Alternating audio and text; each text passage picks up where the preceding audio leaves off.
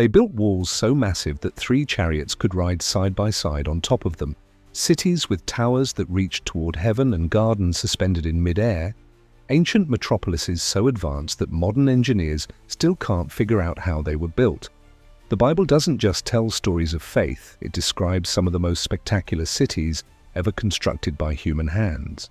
While skeptics dismissed these biblical accounts as exaggerations for centuries, archaeologists are now making discoveries that leave even the most hardened experts in shock.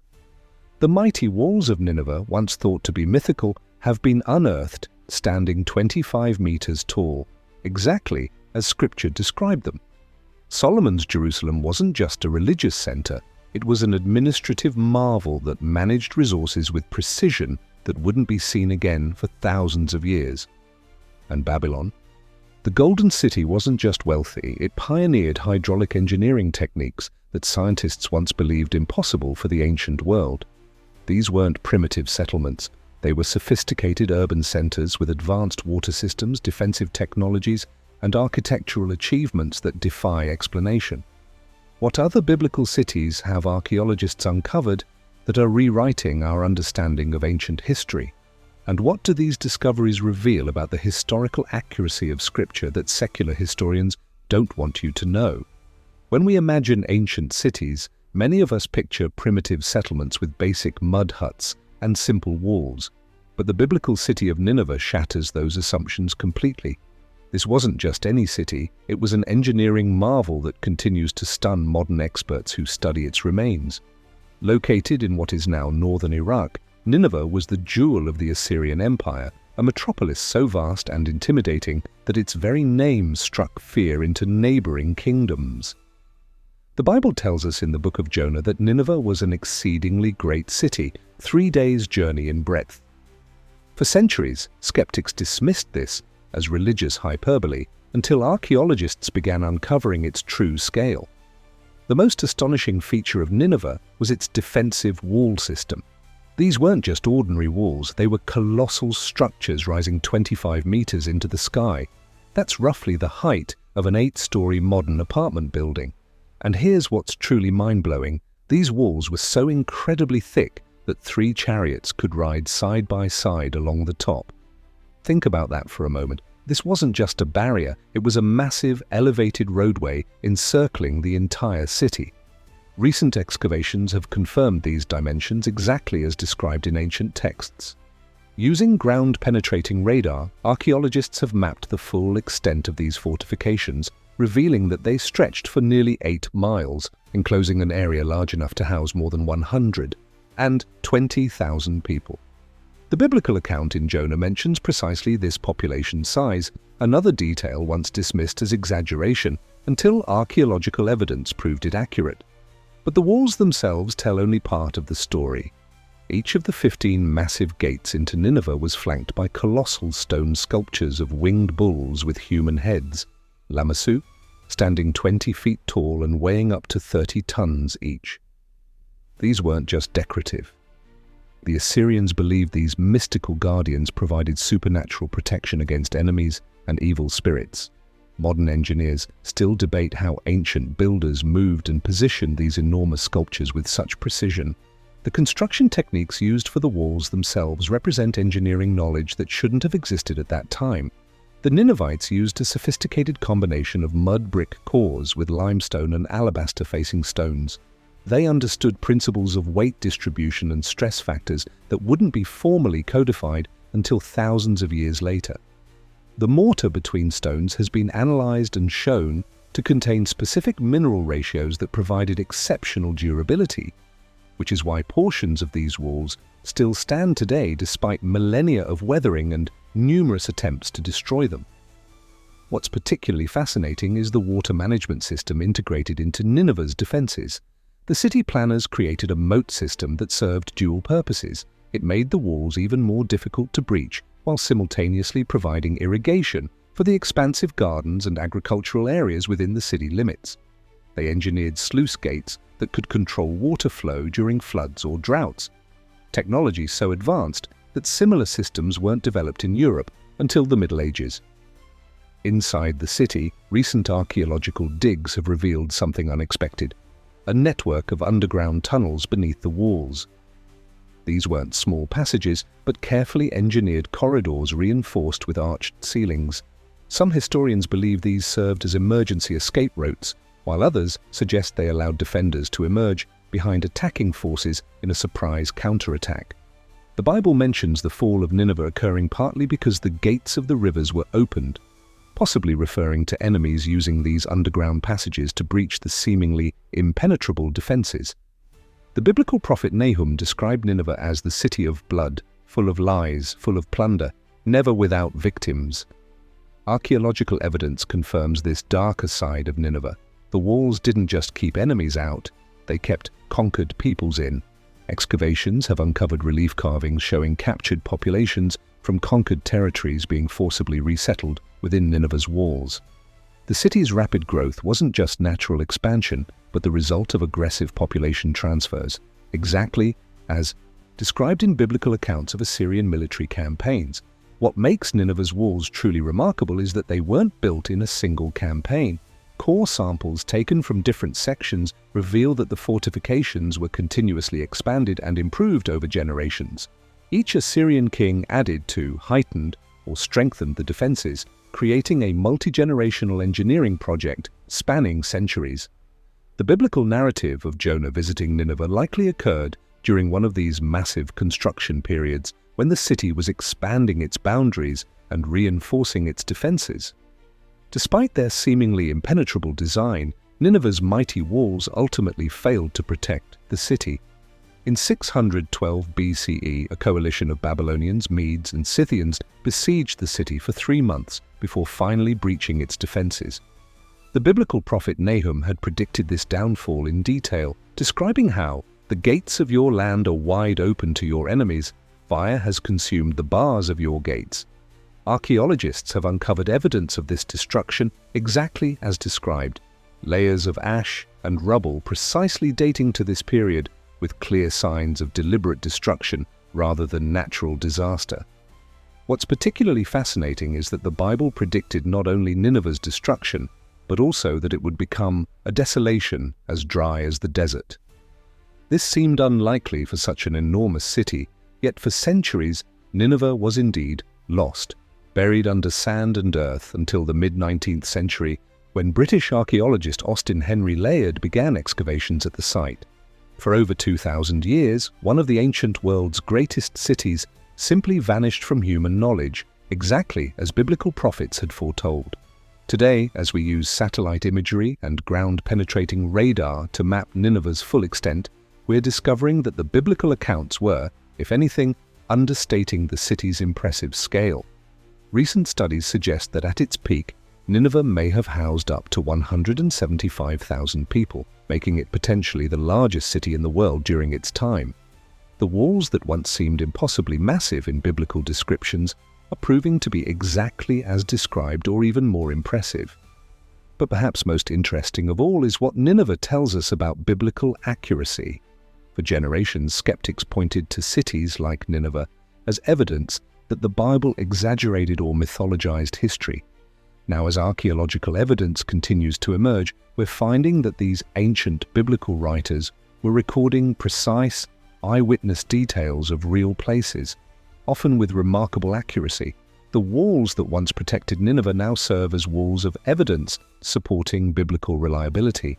And while Nineveh's walls were impressive, they're just the beginning of our journey through the Bible's most astonishing cities. The engineering achievements we've discovered in Nineveh lay the groundwork for understanding an even more magnificent ancient metropolis, Babylon, with its legendary hanging gardens and the towering ziggurat that may have inspired the Tower of Babel's story. But before we explore that golden city, if Nineveh's walls left you amazed, prepare to be completely astounded by our next biblical metropolis, Babylon. This wasn't just a city, it was a declaration of human achievement so magnificent that its name has become synonymous with splendor and excess throughout history.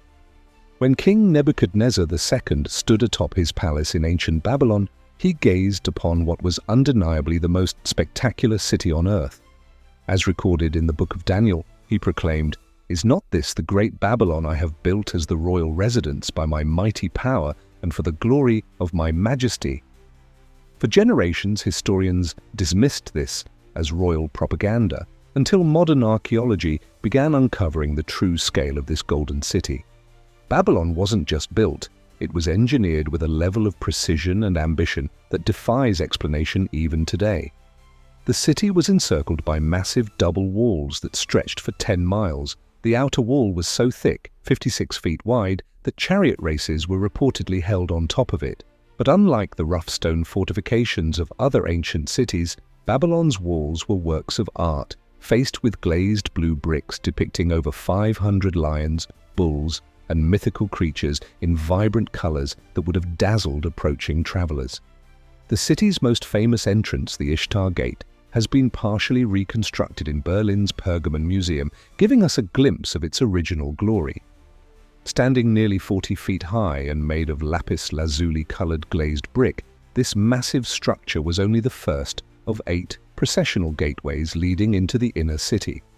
When biblical prophets spoke of Babylon's splendor, they weren't exaggerating. They were describing what was arguably the most visually striking city in the ancient world. But Babylon's true claim to fame were the Hanging Gardens, one of the 7 wonders of the ancient world. For centuries, historians debated whether these gardens ever actually existed, until recent archaeological work uncovered something extraordinary. Excavations revealed an unusual structure with uncommonly thick walls, along with remnants of an advanced hydraulic system that could pump water uphill, technology that shouldn't have existed in the 6th century BC. According to ancient accounts, these weren't just ordinary gardens. They were a multi-tiered paradise rising over 75 feet into the air, with massive stone terraces supporting full-sized trees and exotic plants from across the known world. The engineering challenge was immense. How do you water gardens built atop stone structures in the desert? The Babylonians solved this problem with a series of mechanical screws and chain pumps that lifted water from the Euphrates River to the highest levels of the gardens. Recent analysis of these water systems reveals that Babylonian engineers understood principles of hydraulics that weren't rediscovered in Europe until the Renaissance, some 2,000 years later. They created watertight sealing materials using a mixture of bitumen and specialized clay that prevented water leakage through stone, a technique so effective that modern engineers have studied it to improve current waterproofing methods. The Bible tells us that Nebuchadnezzar created this spectacular hanging paradise for his wife, a Median princess who missed the mountains and greenery of her homeland. Think about that. In an age when most kings built monuments to gods or their own glory, Nebuchadnezzar moved rivers and defied gravity to create a mountain oasis in the desert simply because he loved his wife. It's a romantic gesture on a scale few could imagine. But perhaps the most famous structure in Babylon was its ziggurat, a massive terraced tower that many scholars believe inspired the biblical account of the Tower of Babel. The foundations of this structure have been uncovered, and they're staggering, a base measuring nearly 300 feet on each side. Ancient records claim the tower rose in 7 diminishing tiers to a height of almost 300 feet, making it the tallest structure in the ancient world. The biblical account tells us this tower was built by people who said, "Come, let us build ourselves a city with a tower that reaches to the heavens, so that we may make a name for ourselves." Archaeological evidence confirms this wasn't just spiritual symbolism. The Babylonians called their tower Etemenanki, literally house of the foundation of heaven and earth, and believed it physically connected the earthly and divine realms. What's particularly fascinating is that excavations have revealed multiple rebuilding phases of this tower, suggesting it collapsed or was destroyed several times. Exactly as the biblical narrative describes God confusing the languages and scattering the builders. While mainstream archaeology attributes these rebuilding phases to natural disasters and warfare, the parallel to the biblical account is striking. The city's wealth was almost incomprehensible. When Babylon fell to the Persian king Cyrus in 539 BC, ancient records claim he captured 34,000 pounds of gold and 5,000 tons of silver. This wasn't mere exaggeration. Archaeological evidence shows that gold was used in Babylon, not just for jewelry or ceremonial objects, but for everyday items. Gold leaf was applied to ordinary doors, common furniture, and even some public structures, giving rise to the Bible's description of Babylon as a golden cup in the Lord's hand. Perhaps most impressive of all was Babylon's advanced city planning. Unlike the chaotic layouts of most ancient cities, Babylon was designed on a perfect grid system with broad, straight avenues, intersecting at right angles, a design concept that wouldn't become standard in Western cities until the 18th century. The main processional way was paved with limestone slabs jointed with red cement and edged with walls decorated with 120 glazed lions. This wasn't just aesthetic planning, it was practical engineering. The Babylonians created the world's first known urban sanitation system, with homes connected to covered drainage channels that ran beneath the streets. They understood concepts of public health that many European cities wouldn't grasp until the 19th century. When biblical prophets described Babylon's sophistication, they weren't employing metaphors. They were reporting what they saw. The Babylonians also pioneered advanced mathematics and astronomy. Clay tablets recovered from the city show they understood complex concepts like the Pythagorean theorem 1,000 years before Pythagoras was born. They calculated the circumference of a circle with accuracy that wouldn't be matched until Archimedes. And their astronomical observations were so precise that modern scientists have used Babylonian records to track historical eclipses and planetary movements. This level of scientific knowledge explains how they achieved such architectural precision. The city's layout was oriented to the cardinal directions with a deviation of less than 1 degree. Every major building was constructed with perfect right angles. When the biblical prophet Daniel described the king's wise men and astrologers, he wasn't describing superstitious mystics, but the scientists and engineers who made these architectural wonders possible. One of the most remarkable recent discoveries involves Babylon's metallurgical technology. Analysis of artifacts from the city reveals they had mastered a form of electroplating, applying thin layers of gold to other metals using chemical processes that weren't reinvented until the 1800s. This technology explains biblical references to Babylon's gold-covered idols and furnishings, which previously seemed like religious hyperbole. Yet for all its splendor, the Bible predicted Babylon's downfall with uncanny precision. The prophet Isaiah, writing more than a century before it happened, described how the mighty city would fall in a single night while its king feasted and drank. This seemed impossible given Babylon's massive defenses, until archaeologists discovered evidence confirming exactly how it happened. Excavations reveal that when Persian forces under Cyrus the Great approached Babylon in 539 BC, they diverted the Euphrates River that ran through the city, lowering the water level and allowing soldiers to wade under the walls along the riverbed, precisely as described in ancient accounts. The Bible records that King Belshazzar was hosting a feast using the gold vessels taken from Jerusalem's temple when a mysterious hand wrote his doom on the wall. A story once dismissed as legend until evidence confirmed a final royal banquet did take place the night Babylon fell. What's most striking about Babylon is how it demonstrates the Bible's historical accuracy. For centuries, skeptics pointed to biblical descriptions of Babylon's size and splendor as evidence of exaggeration. Now, archaeological evidence suggests the biblical writers, if anything, understated the city's magnificence. But Babylon represents something more profound than mere archaeological validation. The Bible uses this golden city as a powerful symbol of human pride and achievement apart from God. The city's very name means Gate of the Gods, a human-built entrance to divinity. Yet for all its technological achievement and breathtaking beauty, Babylon ultimately fell in a single night. And while Babylon's hanging gardens and golden palaces were certainly impressive, they pale in comparison to our next biblical metropolis, Jerusalem, under the reign of King Solomon. The Bible tells us that when the Queen of Sheba saw Solomon's Jerusalem, there was no more spirit in her. She was literally left breathless. What could possibly have been so amazing about this city that it would shock even a queen accustomed to incredible wealth? Well, recent archaeological discoveries are revealing that Solomon's Jerusalem wasn't just a religious center. It was an administrative and technological marvel that, while Babylon dazzled with its hanging gardens and golden palaces, Jerusalem under Solomon's reign represented something entirely different, a city designed not just to impress, but to function as the perfect center of a divinely ordained kingdom. This wasn't merely a showcase of wealth, it was the physical embodiment of wisdom applied to urban planning and governance.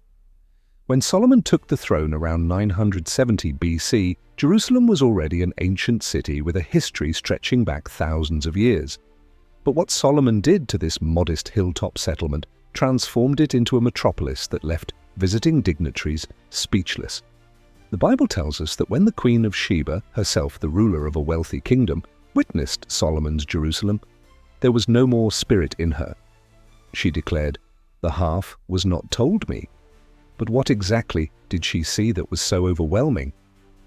Recent archaeological discoveries are finally giving us a clearer picture, and the evidence suggests that biblical descriptions of Solomon's Jerusalem weren't exaggerated, they may have been understated.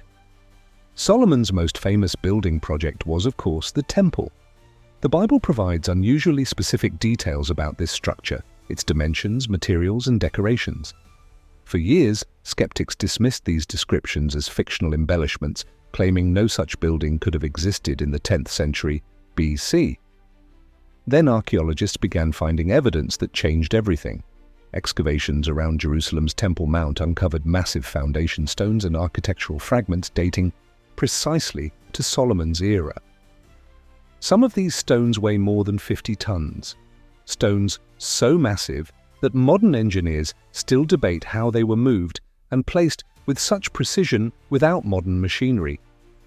But it wasn't just the size of these stones that's impressive, it's the craftsmanship. Analysis of stone cutting techniques used in structures from Solomon's time reveals precision cuts accurate to within less than a millimeter, achieved without power tools or modern measuring devices. The Bible mentions that the stones for the temple were prepared at quarries, so no hammer, chisel, or any other iron tool was heard at the temple site during its construction. Archaeological evidence confirms this account, showing that stones were indeed pre-cut off-site using advanced techniques that minimized noise and allowed for seamless assembly. The interior of Solomon's temple was even more astonishing. The biblical account says it was lined with gold, not just gold leaf, but actual gold plating covering every surface. For centuries, this seemed like obvious hyperbole. But comparative analysis with other temples from this period suggests the biblical description may be entirely accurate. Chemical analysis of minute gold particles found in soil layers dating to the Solomonic period indicates that massive quantities of gold were indeed present in Jerusalem during this era. Where did all this gold come from? The Bible tells us Solomon's ships brought gold from Ophir, a mysterious location that may have been in modern-day Yemen, or possibly as far away as India. Recent discoveries in the Red Sea have uncovered remains of sophisticated ancient ports dating to exactly Solomon's time period, with evidence of trade connections reaching to India and beyond, precisely as the biblical narrative describes. But Solomon's Jerusalem wasn't just about the temple. What truly set the city apart was its advanced infrastructure. The Bible mentions Solomon's extensive building projects, including the mysterious Millo, an architectural feature that puzzled scholars for centuries. Recent excavations in Jerusalem have uncovered massive terraced structures and retaining walls from Solomon's era that transformed the city's topography, creating level platforms for buildings on what was previously steep, unusable terrain. This engineering feat effectively doubled the usable space within the city walls, a revolutionary approach to urban planning that wouldn't be seen in other cities for centuries. Perhaps most impressive was Jerusalem's water system. Solomon's engineers created an integrated network of reservoirs, channels, and tunnels that captured, stored, and distributed water throughout the city. The famous Pools of Solomon south of Jerusalem, massive reservoirs capable of holding 17 million gallons of water, fed an aqueduct system that brought fresh water directly into the city. Analysis of these water systems shows they were designed with a sophisticated understanding of hydraulic principles, using gravity flow and precisely calculated gradients to maintain constant water pressure throughout the system. This water infrastructure wasn't just for drinking, it supported an advanced sanitation system that kept Jerusalem remarkably clean and healthy compared to other ancient cities. Archaeological excavations have uncovered sophisticated drainage systems beneath Solomon's Jerusalem, with channels designed to carry waste away from populated areas. These systems were built with such precision that some sections still function today, nearly 3,000 years later. The Bible describes Solomon's administrative complex in Jerusalem as including the House of the Forest of Lebanon, the Hall of Pillars, and the Hall of Thrones. For years, these descriptions were dismissed as literary flourishes. Then archaeologists began uncovering monumental buildings from precisely Solomon's era that matched these descriptions in location, scale, and design. Carbon dating of organic materials found in these structures confirms they were built during Solomon's reign, exactly as the biblical narrative describes.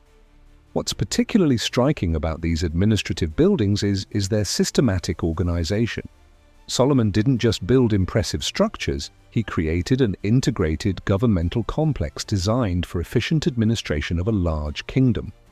The layout of these buildings reveals a sophisticated understanding of organizational management that wouldn't become standard practice in governmental design till the Roman period, centuries later.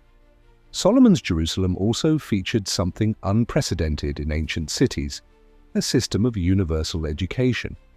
The Bible describes Solomon as speaking 3,000 proverbs and composing 1,005 songs, painting him as not just a king, but a scholar and teacher. Archaeological evidence now suggests this wasn't mere legend. Excavations have uncovered an unusual concentration of writing implements, seal impressions, and administrative documents in Jerusalem dating to Solomon's time, indicating widespread literacy among the city's population, a remarkable achievement for the 10th century BC. Analysis of writing samples from this period shows standardized script and formatting conventions, suggesting a formal educational system that trained scribes and administrators. This would explain how Solomon maintained such effective control over his kingdom and its vast trading networks. While other ancient kingdoms relied on a small elite of literate priests and scribes, Solomon's Jerusalem appears to have created the world's first system of widespread educational access, at least for males in administrative positions. The Bible also mentions Solomon's extraordinary wealth, claiming that silver was considered of little value in Solomon's days because it was so common. Archaeological evidence now supports this seemingly hyperbolic claim. Analysis of trade goods and financial records from the period shows an unprecedented concentration of wealth in Jerusalem during Solomon's reign. Excavations have uncovered store cities exactly where the Bible places them, designed to warehouse the vast quantities of goods flowing into Solomon's kingdom. What made Solomon's Jerusalem truly exceptional, however, was its organizational structure. The Bible describes Solomon dividing his kingdom into 12 administrative districts, each responsible for supplying the royal court for 1 month of the year. Archaeological evidence confirms this account, with discoveries of administrative centers in exactly the locations described in biblical texts. Analysis of storage facilities and supply chains from this period reveals a sophisticated understanding of logistics and resource management that wouldn't be matched until the Persian Empire centuries later. This administrative genius extended to Solomon's famous judicial wisdom. The Bible famously records his clever resolution of a dispute between two women claiming the same baby. What's less well known is that Solomon established the world's first system of appellate courts, with local judges handling routine matters and more complex cases being referred to higher authorities. Evidence of this judicial structure appears in administrative documents from the period, showing a hierarchical system of dispute resolution that bears remarkable similarity to modern legal systems. Solomon's Jerusalem was also a center of technological innovation. The Bible mentions his interest in natural history and his collection of exotic plants and animals. Archaeological evidence suggests he established something like the world's first botanical and zoological research centers, studying plants and animals from across the known world. Analysis of plant remains from this period shows species from Africa, Asia and Europe being cultivated in Jerusalem, evidence of a systematic approach to agricultural experimentation.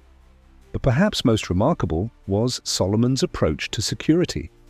Unlike other ancient kings who relied primarily on walls and armies, Solomon created security through diplomacy and trade relationships. The Bible records his strategic marriages to foreign princesses and his trading partnerships with surrounding kingdoms. Archaeological evidence confirms this account, showing an unusual absence of military conflicts during Solomon's reign despite his kingdom's obvious wealth, which would normally have made it a target for conquest. Instead of building more fortifications, Solomon invested in infrastructure that generated prosperity not just for Jerusalem, but for surrounding regions. His famous trade routes, now confirmed by archaeological discoveries, created economic interdependence that made peace more profitable than war for his neighbors. This sophisticated approach to regional security through economic integration wouldn't become standard diplomatic practice until the modern era, nearly 3,000 years later. The Bible tells us that people came from all nations to hear the wisdom of Solomon. Recent archaeological discoveries suggest this wasn't religious hyperbole. Analysis of architectural styles, pottery, and cultural artifacts from Solomon's Jerusalem shows influence from Egyptian, Phoenician, Arabian, and Mesopotamian sources. Evidence that Jerusalem during this period was indeed a cosmopolitan center, attracting visitors from across the known world. What made Solomon's Jerusalem truly unique among ancient cities was that it wasn't designed primarily to glorify its king, unlike Babylon with its monuments to Nebuchadnezzar. Instead, Jerusalem was designed to function as the center of a society built on principles of wisdom, justice, and effective administration. The biblical account describes Solomon praying not for personal glory, but for an understanding heart to judge your people, that I may discern between good and evil. Archaeological evidence suggests this philosophy was literally built into the city's design. Unlike other ancient capitals with their emphasis on royal palaces and military fortifications, Solomon's Jerusalem emphasized administrative functionality, educational access, and commercial infrastructure. It wasn't just an impressive city, it was a physical embodiment of a new approach to governance based on wisdom rather than mere power. Yet for all its brilliance, Solomon's Jerusalem contained the seeds of its own decline. The Bible records that in his later years, Solomon's heart turned away from God as he accumulated wives, wealth, and horses, exactly the things the law warned kings against. Archaeological evidence confirms this account, showing a gradual shift in Jerusalem's development from administrative functionality toward more ostentatious royal display in the later years of Solomon's reign. The wisdom that made Solomon's Jerusalem a wonder of the ancient world eventually gave way to excess that undermined the very systems he had created. After his death, the kingdom quickly split in two, beginning a long decline that would eventually lead to Jerusalem's destruction by the Babylonians centuries later. But even in ruins, Solomon's Jerusalem left a legacy that would influence urban planning and governmental organization for millennia. The systems he pioneered, from water management to administrative organization to judicial structures, became models for later civilizations from Rome to Byzantium and beyond. While Solomon's Jerusalem represented the height of divinely inspired wisdom applied to city building, our next biblical metropolis shows what happens when human ingenuity serves a very different purpose. The Egyptian city of Ramses was built not to embody wisdom but to glorify a pharaoh and exploit slave labor, including, according to the Bible, the enslaved Israelites themselves. Recent archaeological discoveries are revealing that this city, mentioned briefly in the book of Exodus, was even more technologically advanced than anyone imagined. If Solomon's Jerusalem showcased wisdom in city planning, Ramses demonstrated raw power and technological innovation on a scale that defies imagination. This Egyptian metropolis, mentioned in just a few verses in Exodus, has emerged from the desert sands to reveal one of the most technologically advanced cities of the ancient world. And the biblical connection is more profound than anyone expected. For generations, skeptics dismissed the Exodus account as myth, arguing there was no evidence that Israelites were ever in Egypt, let alone helped build great cities there. The Bible specifically mentions that the Israelites were forced to build the storage cities of Pithom and Pi-Ramses, but where was this Pi-Ramses, and did it really exist as described? In the early 20th century, archaeologists began excavating a site in Egypt's Nile Delta, known as Kontir. What they discovered was nothing short of astonishing: the remains of a massive city that once served as Egypt's capital during the 19th dynasty. Ancient Egyptian texts identified this city as Pi-Ramesse-Anaktu, meaning House of Rameses, Great in Victory, the biblical Pi-Ramses. But it wasn't just the name that matched. Carbon dating placed the city's main construction phase precisely during the period when biblical chronology suggests the Israelites would have been in Egypt. The massive scale of construction aligned perfectly with the biblical narrative of forced labor on an unprecedented scale. And most remarkably, the construction techniques showed evidence of multiple cultural influences, including Semitic methods not typically found in Egyptian architecture. Exactly what you'd expect if foreign slaves were involved in the building process. Pi-Ramses wasn't just big, it was colossal. Recent geophysical surveys using ground-penetrating radar and magnetometry have revealed that the city covered more than 6 square miles, making it one of the largest urban centers in the ancient world. At its peak, it housed between 150,000 and 200,000 people, a population density comparable to modern cities. What makes Pi-Ramses truly extraordinary is its advanced infrastructure. The city was built at the intersection of multiple branches of the Nile River, with an elaborate network of canals and harbors that could accommodate hundreds of ships simultaneously. These weren't simple docks. They were sophisticated port facilities with specialized areas for loading, unloading, and ship repair. Analysis of these harbor facilities shows they were designed with a deep understanding of hydrodynamics, using the river's natural flow patterns to minimize silting and maintain navigable depths. The city's water management system was even more impressive. Engineers created a network of canals that not only transported goods throughout the city but also served as a sophisticated flood control system. During the annual Nile inundation, these canals directed floodwaters into massive retention basins that stored water for the dry season. These basins weren't just holes in the ground, they were carefully engineered structures with sluice gates and overflow channels that could be adjusted to maintain optimal water levels throughout the year. This water system supported something unprecedented in the ancient world: planned agricultural production on an industrial scale. The biblical account mentions Pi-Ramses as a storage city, and archaeological evidence confirms this description. Excavations have uncovered massive granaries capable of storing enough grain to feed the entire population for more than 3 years. These weren't simple warehouses, they were sophisticated facilities designed with advanced understanding of grain preservation. The granaries incorporated ventilation systems that maintained optimal temperature and humidity levels to prevent spoilage. Analysis of these structures reveals they were designed with precise knowledge of how grain respiration generates heat and moisture, with ventilation channels specifically sized and positioned to remove these byproducts at exactly the right rate. This level of scientific understanding wouldn't be documented in the Western world until the 18th century, yet the builders of Pi-Ramses clearly understood these principles more than 3,000 years earlier. What's particularly striking about these storage facilities is their defensive positioning.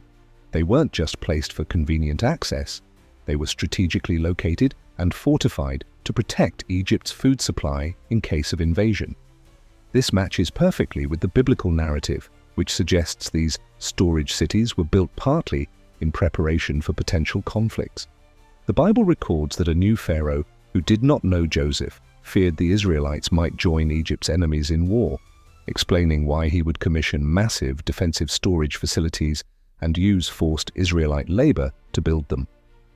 The construction techniques used at Pi-Ramses reveal something remarkable about the biblical account.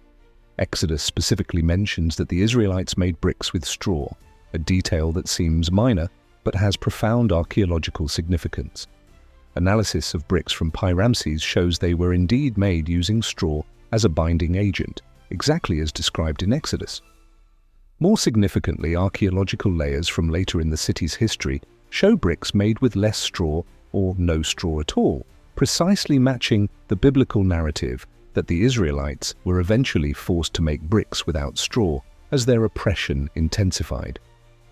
Ramses also featured something unprecedented in ancient Egyptian cities, an international quarter where foreigners lived and worked.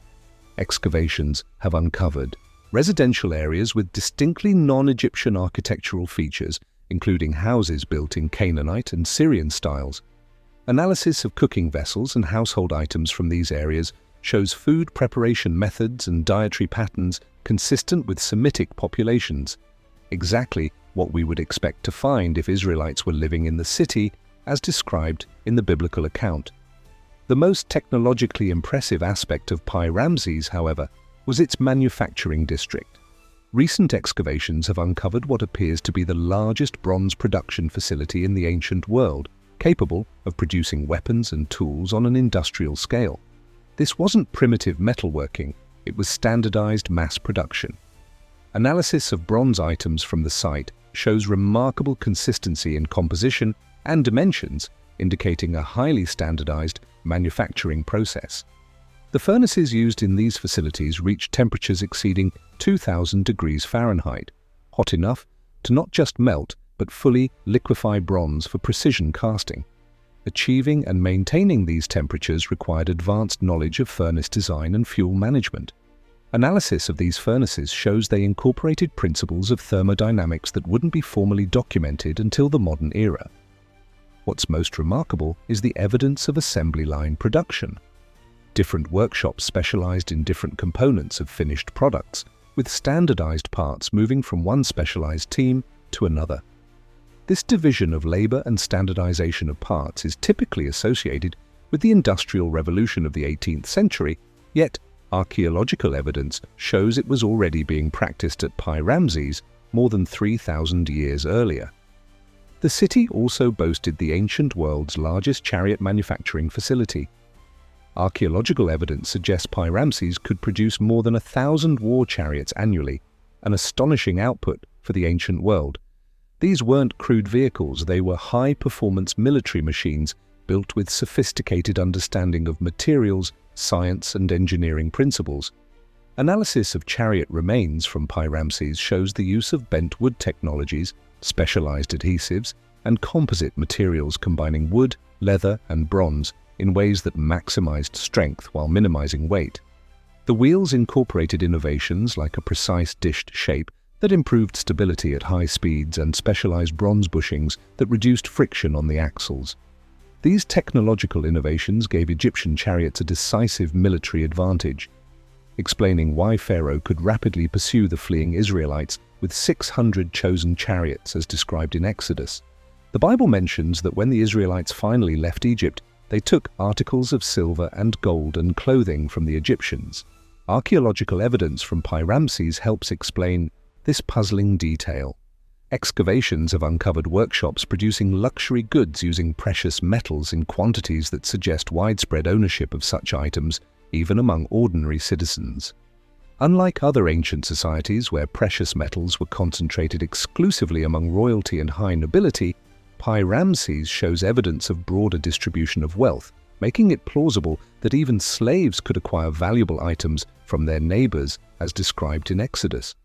Perhaps most fascinating is Ramses' sudden abandonment. Archaeological evidence shows that around 1130 BC, this massive city was largely deserted as environmental changes caused Nile branches to shift away from the city, rendering its harbors useless. Within a generation, this once mighty capital became a ghost town, its buildings dismantled to construct a new capital at Tanis. This abandonment perfectly fulfills biblical prophecies about Egypt's cities becoming desolate. The prophet Ezekiel predicted that Egyptian cities would be laid waste in the midst of desolate cities, with specific mention of Pi-Beseth, Bubastis, near Ramses. Archaeological evidence confirms that both cities suffered exactly this fate, with Ramses going from thriving metropolis to abandoned ruins within a single generation, exactly as biblical prophecy described. What's most remarkable about Pi-Ramses is how it validates seemingly minor details in the biblical narrative. For centuries, skeptics questioned the Exodus account because it mentioned Israelites building with bricks in Egypt, whereas most Egyptian monuments were built with stone. But Pi-Ramses was indeed built primarily with mud bricks, exactly as described in Exodus. Similarly, the biblical timeline places the Exodus during Egypt's New Kingdom period, precisely when Pi-Ramses served as Egypt's capital.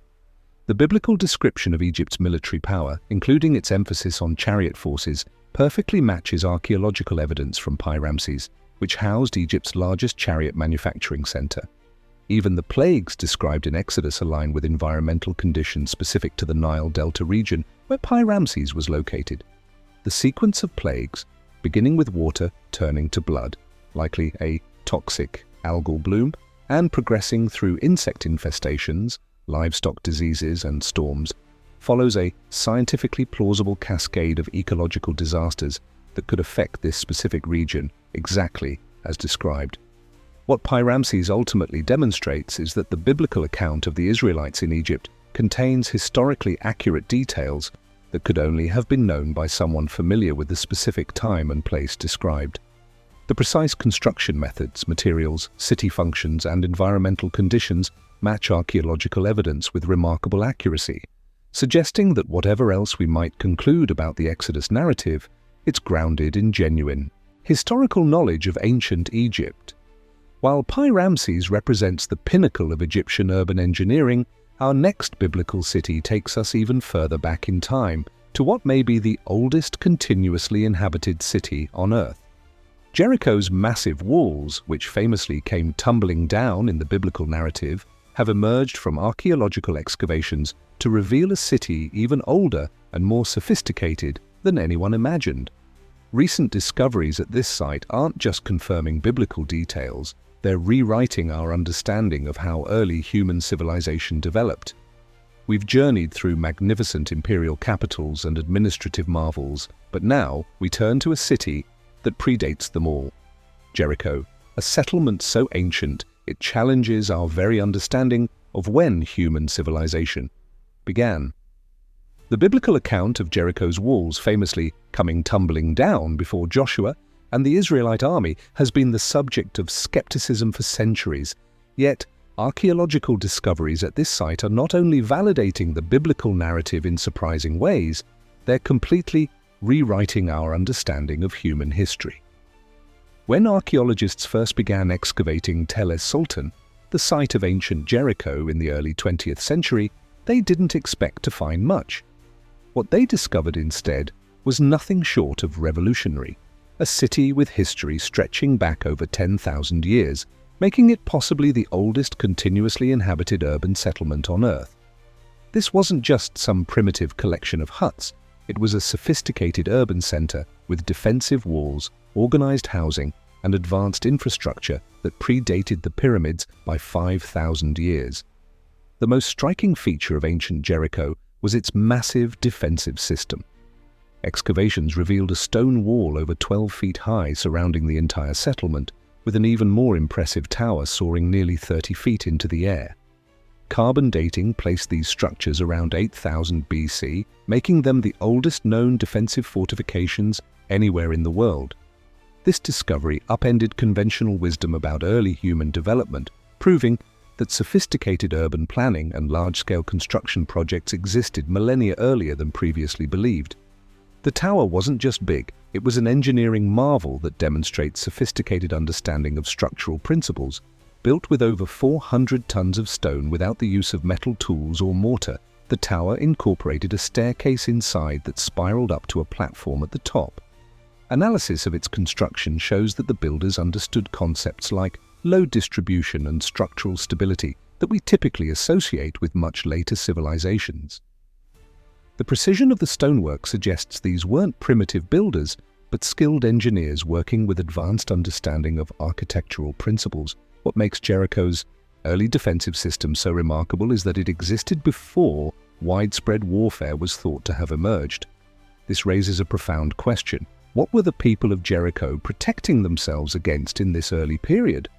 Recent analysis suggests the walls may have been built not just for defense but also for flood control and to prevent erosion from the nearby spring, demonstrating a sophisticated understanding of environmental management that wouldn't become common in other settlements for thousands of years.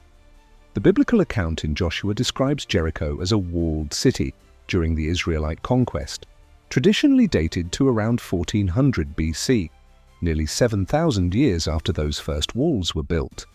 Archaeological evidence confirms that Jericho was indeed a walled city during this later period, with a sophisticated double-wall defensive system exactly as the Bible describes.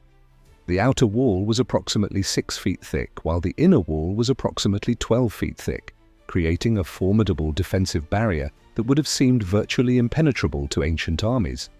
For years, skeptics pointed to these massive fortifications as evidence against the biblical account. How could an Israelite army, newly emerged from 40 years in the wilderness, possibly overcome such impressive defenses? Then, in the mid-20th century, British archaeologist Kathleen Kenyon made a discovery that changed everything. Her excavations revealed that Jericho's walls had indeed fallen outward, an unusual pattern since defensive walls typically collapse inward when breached by attacking forces. This outward collapse pattern perfectly matches the biblical description in Joshua that the wall fell down flat. Further analysis revealed evidence of a massive earthquake that struck the region precisely during the time period of the Israelite conquest. Seismic analysis of the fallen walls shows patterns consistent with earthquake damage rather than military destruction. This scientific evidence aligns remarkably well with the biblical account, which attributes the wall's collapse to divine intervention after the Israelites marched around the city for 7 days. Even more striking was the discovery of evidence that the city had been burned after the wall's collapse, exactly as described in Joshua 6:24, which states that they burned the city with fire. Analysis of the burn layer shows the fire reached unusually high temperatures and consumed the entire city simultaneously, not the pattern typically seen when attackers set random fires during a conquest. Instead, the archaeological evidence suggests a deliberate, systematic burning of the entire city, precisely as the biblical account describes. One of the most fascinating discoveries at Jericho involves its advanced water management system.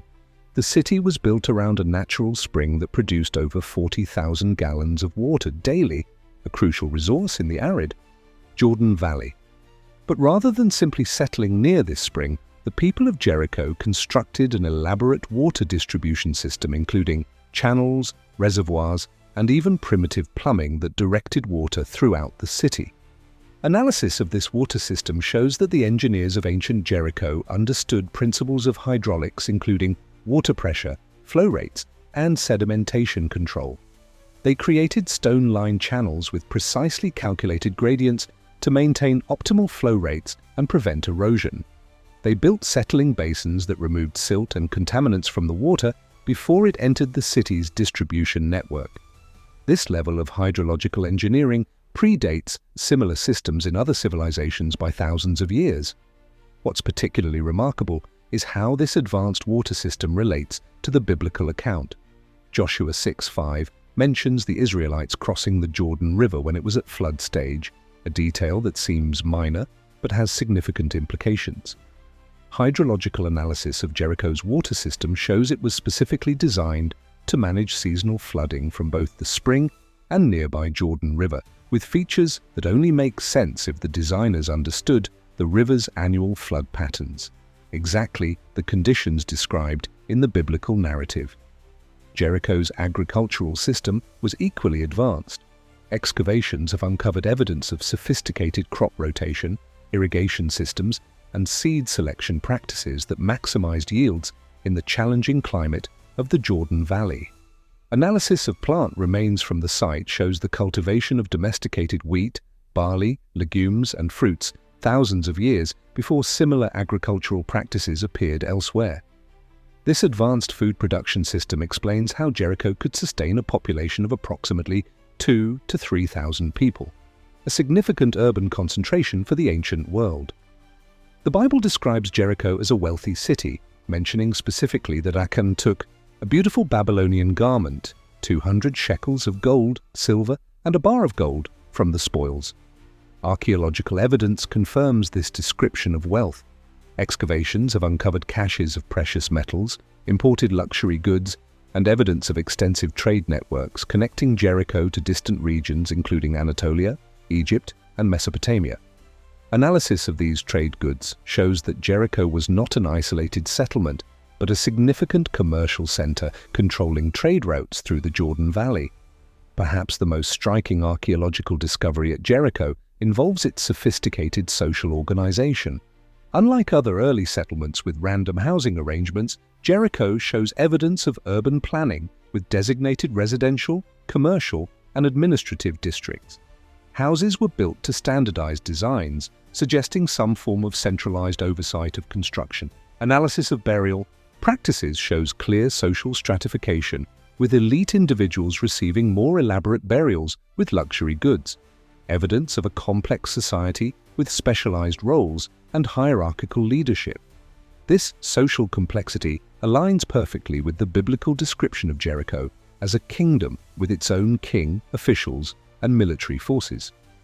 Joshua 2:2-3 mentions the king of Jericho sending officials to investigate the Israelite spies, indicating a governmental structure with delegated authority rather than simply a tribal chieftain. Archaeological evidence confirms this level of governmental complexity, with discoveries of administrative buildings and artifacts associated with official functions. One of the most intriguing aspects of ancient Jericho is its defensive strategy. The biblical account describes the Israelites marching around the city for 7 days before the walls collapsed. Skeptics have questioned why Jericho's defenders would remain passively inside their walls during this unusual siege. Archaeological evidence provides a fascinating answer. Jericho was designed as a self-sufficient fortress city capable of withstanding extended sieges. Excavations have uncovered massive grain storage facilities within the city walls, capable of feeding the entire population for more than a year. The spring that provided water was entirely enclosed within the defensive perimeter, ensuring access to fresh water regardless of outside conditions. This self-sufficiency explains why Jericho's defenders might have simply waited out what appeared to be an unusual but non-threatening ritual by the Israelite forces, unaware that their impenetrable walls were about to collapse. The biblical account also mentions a specific resident of Jericho, Rahab, who lived on the wall and helped the Israelite spies. This seemingly minor detail has been confirmed by archaeological discoveries showing residential structures built into the city wall system. These wall houses created additional living space while strengthening the wall structure, a sophisticated architectural technique that maximized usable space within the city's limited footprint. The specific mention of a house positioned in the wall demonstrates an accurate knowledge of Jericho's architectural features that would be difficult to invent if the author hadn't seen the city personally. What's particularly fascinating about Jericho is its repeated destruction and rebuilding throughout its long history. Archaeological evidence shows multiple destruction layers followed by reconstruction, a pattern that aligns with biblical history. After the Israelite conquest, Joshua pronounced a curse on anyone who would rebuild the city.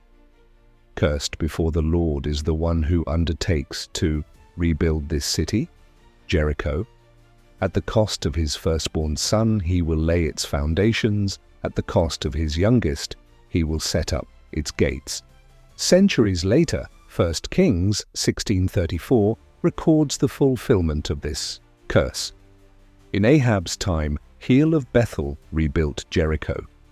He laid its foundations at the cost of his firstborn son Abiram, and he set up its gates at the cost of his youngest son Segub, in accordance with the word of the Lord.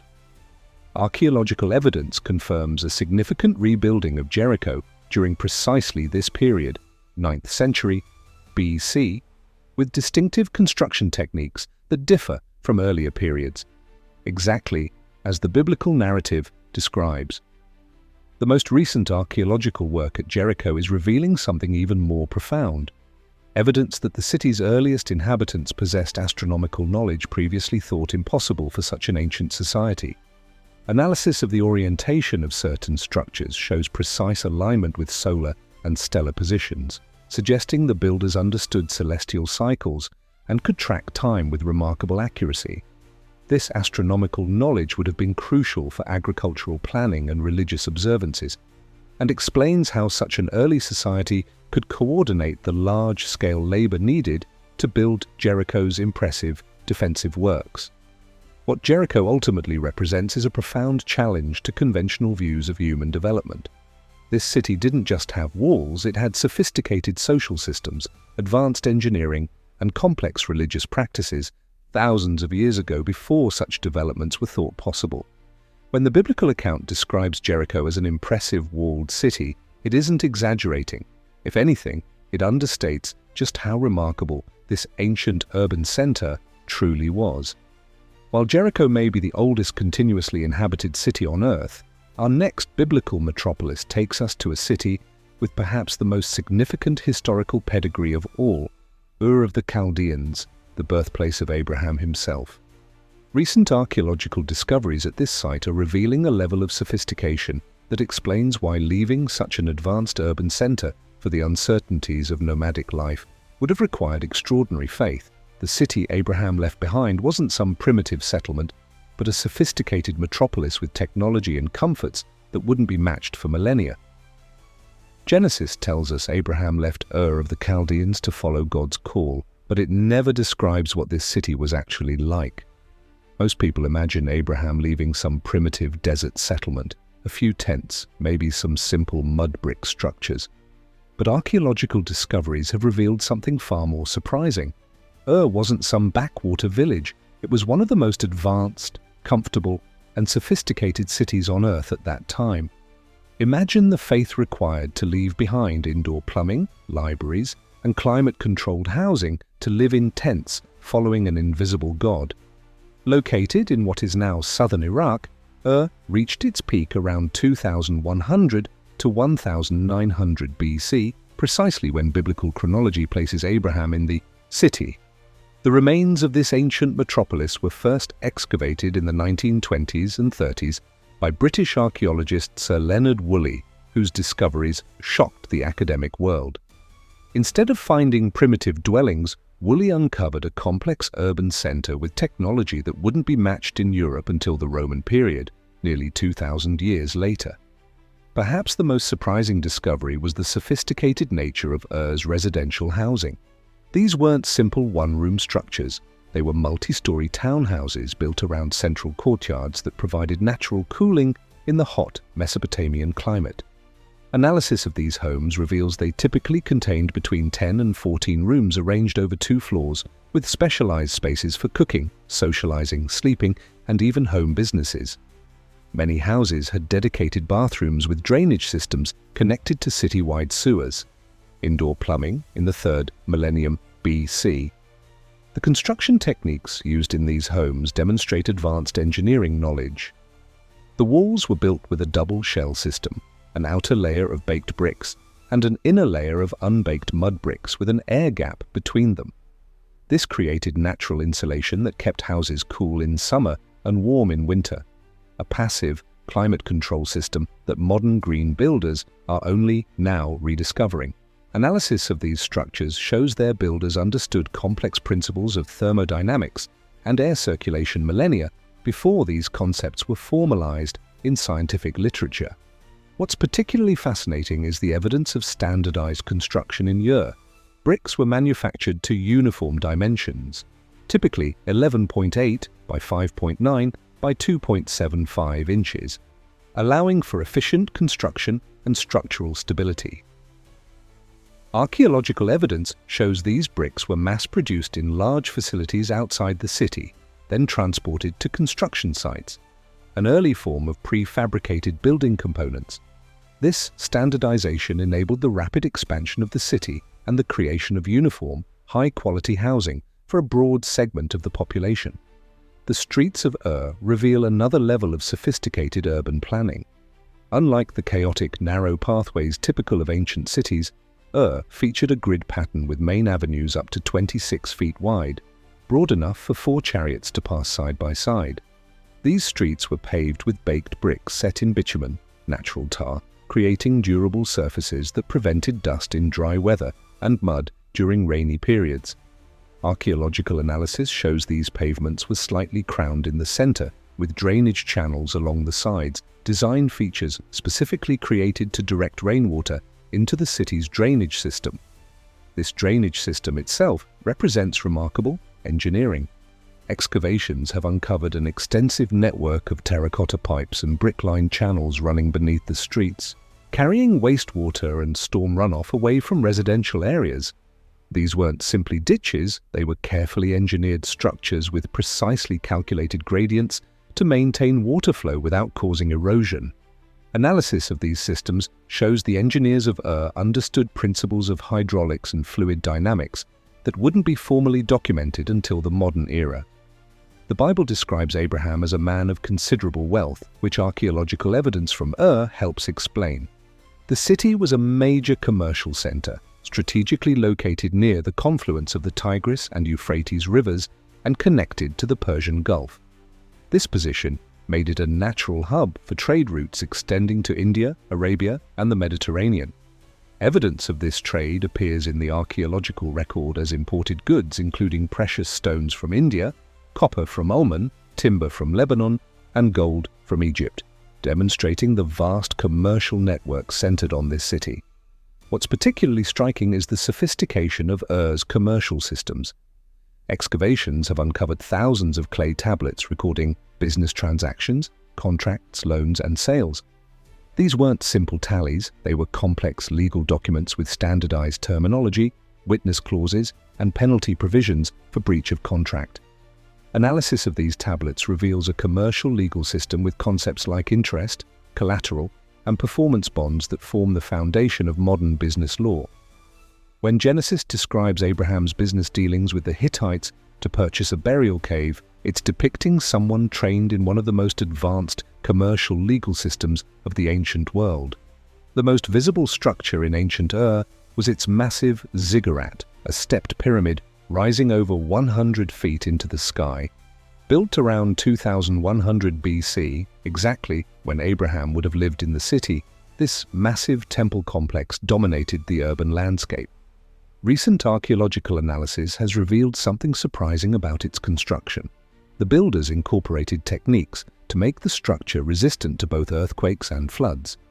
The foundation included layers of reed matting between courses of bricks, creating a flexible base that could absorb seismic shock, a technique so effective that modern engineers have studied it for contemporary earthquake-resistant designs. The ziggurat wasn't just impressive for its size, its entire surface was clad in blue glazed bricks, creating a shimmering, heaven-like appearance that would have been visible for miles across the flat Mesopotamian plain. Recent spectrographic analysis of surviving fragments of these glazed bricks shows they contained compounds of copper and cobalt to produce their distinctive blue color, demonstrating advanced knowledge of chemistry and materials science. This gleaming blue mountain rising from the desert plain embodied the religious system Abraham left behind, a system that worshipped the moon god Nana and required constant sacrifices and rituals to maintain cosmic order. What makes Ur truly remarkable was its intellectual sophistication. Excavations have uncovered evidence of formal schools, including buildings dedicated to education and clay tablets containing educational exercises. These weren't elementary schools teaching basic literacy. They were advanced institutions training scribes in multiple languages, mathematics, literature, and sciences. Analysis of mathematical texts from Ur shows their scholars could calculate square roots, solve quadratic equations, and understood concepts like the Pythagorean theorem 1,000 years before Pythagoras was born. The intellectual achievements of Ur extended to astronomy as well.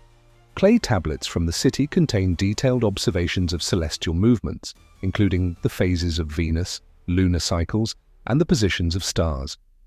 These weren't casual observations, they were systematic records maintained over generations, allowing Ur's astronomers to predict celestial events with remarkable accuracy. This astronomical knowledge had practical applications in creating calendars for agricultural planning and religious ceremonies, but it also represented a sophisticated scientific worldview that sought to understand natural phenomena through systematic observation. Perhaps the most surprising discovery at Ur was evidence of a massive library. Excavations uncovered thousands of clay tablets covering subjects ranging from medicine and law to literature and religious rituals.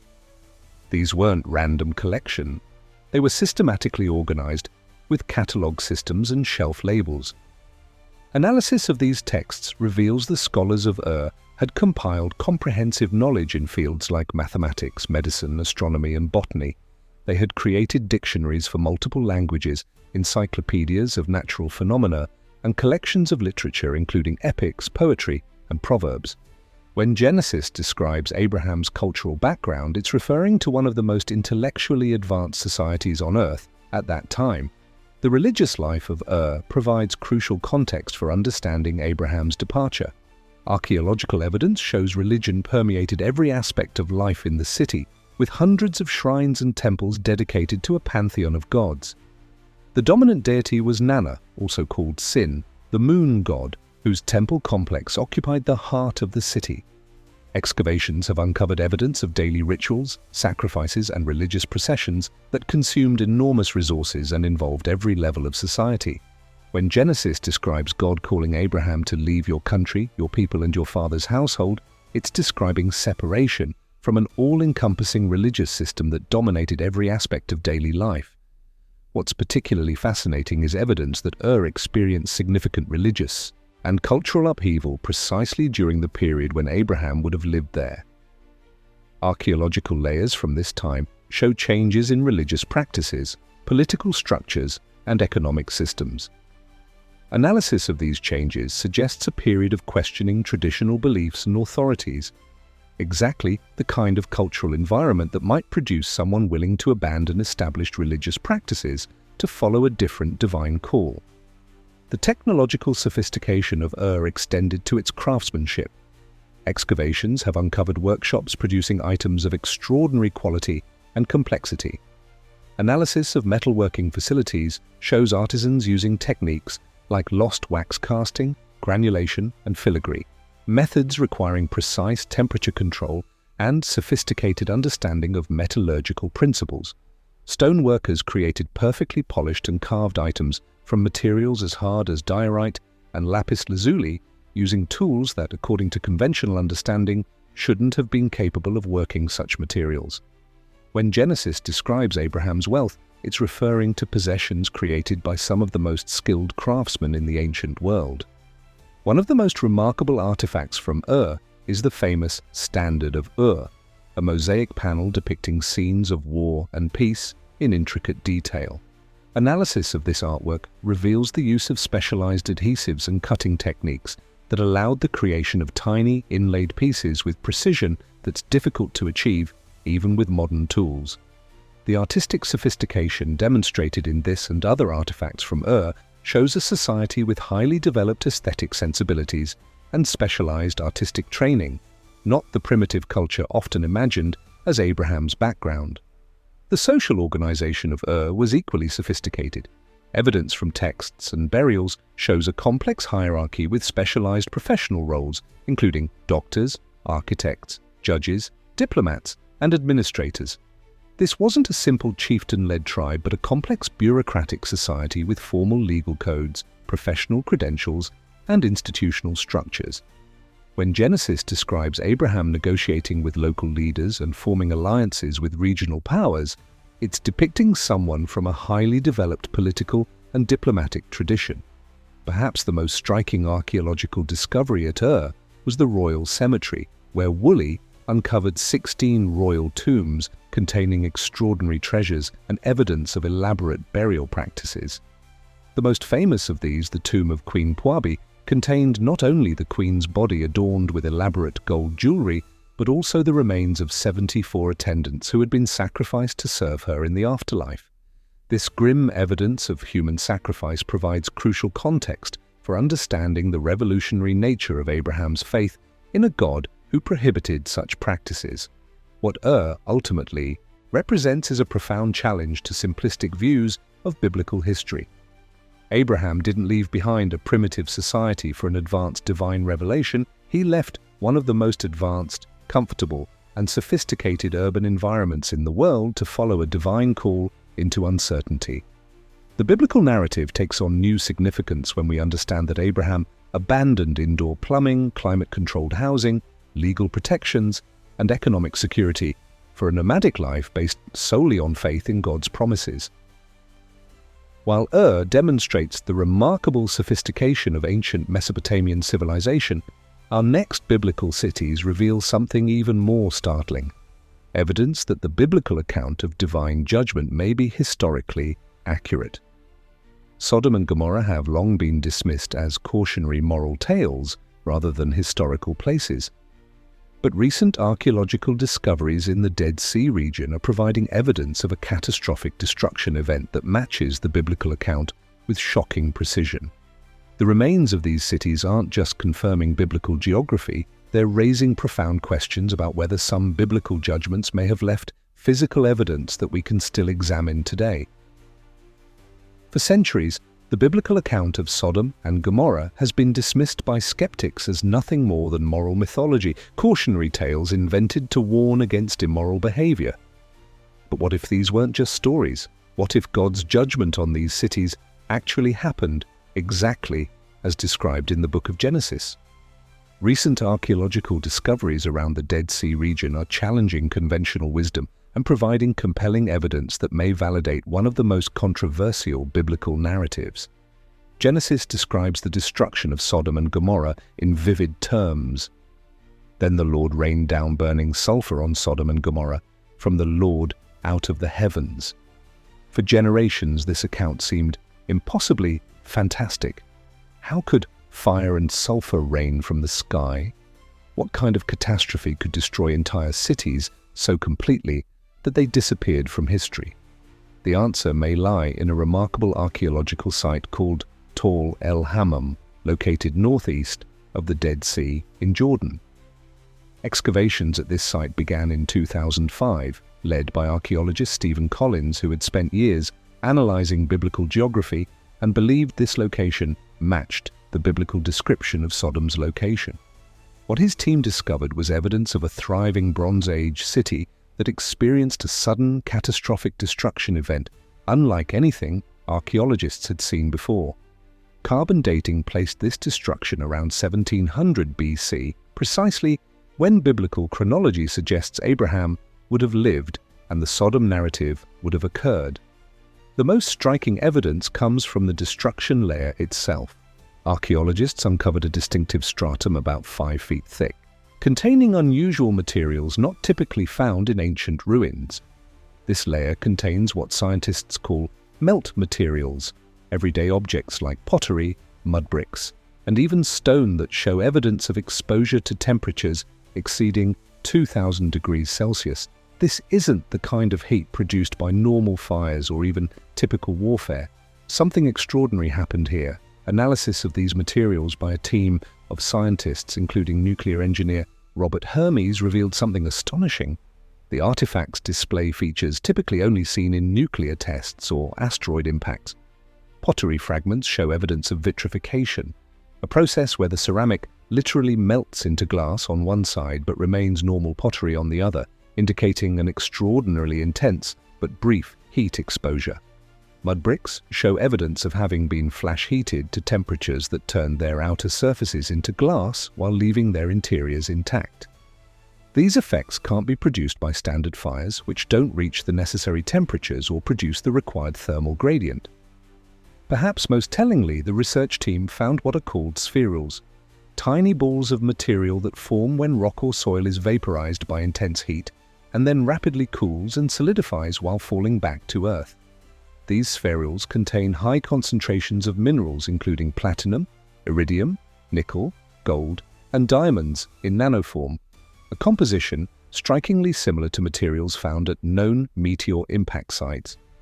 When Genesis describes burning sulfur raining from the heavens, it may be describing the aftermath of a meteor airburst that literally rained superheated materials back onto the doomed cities.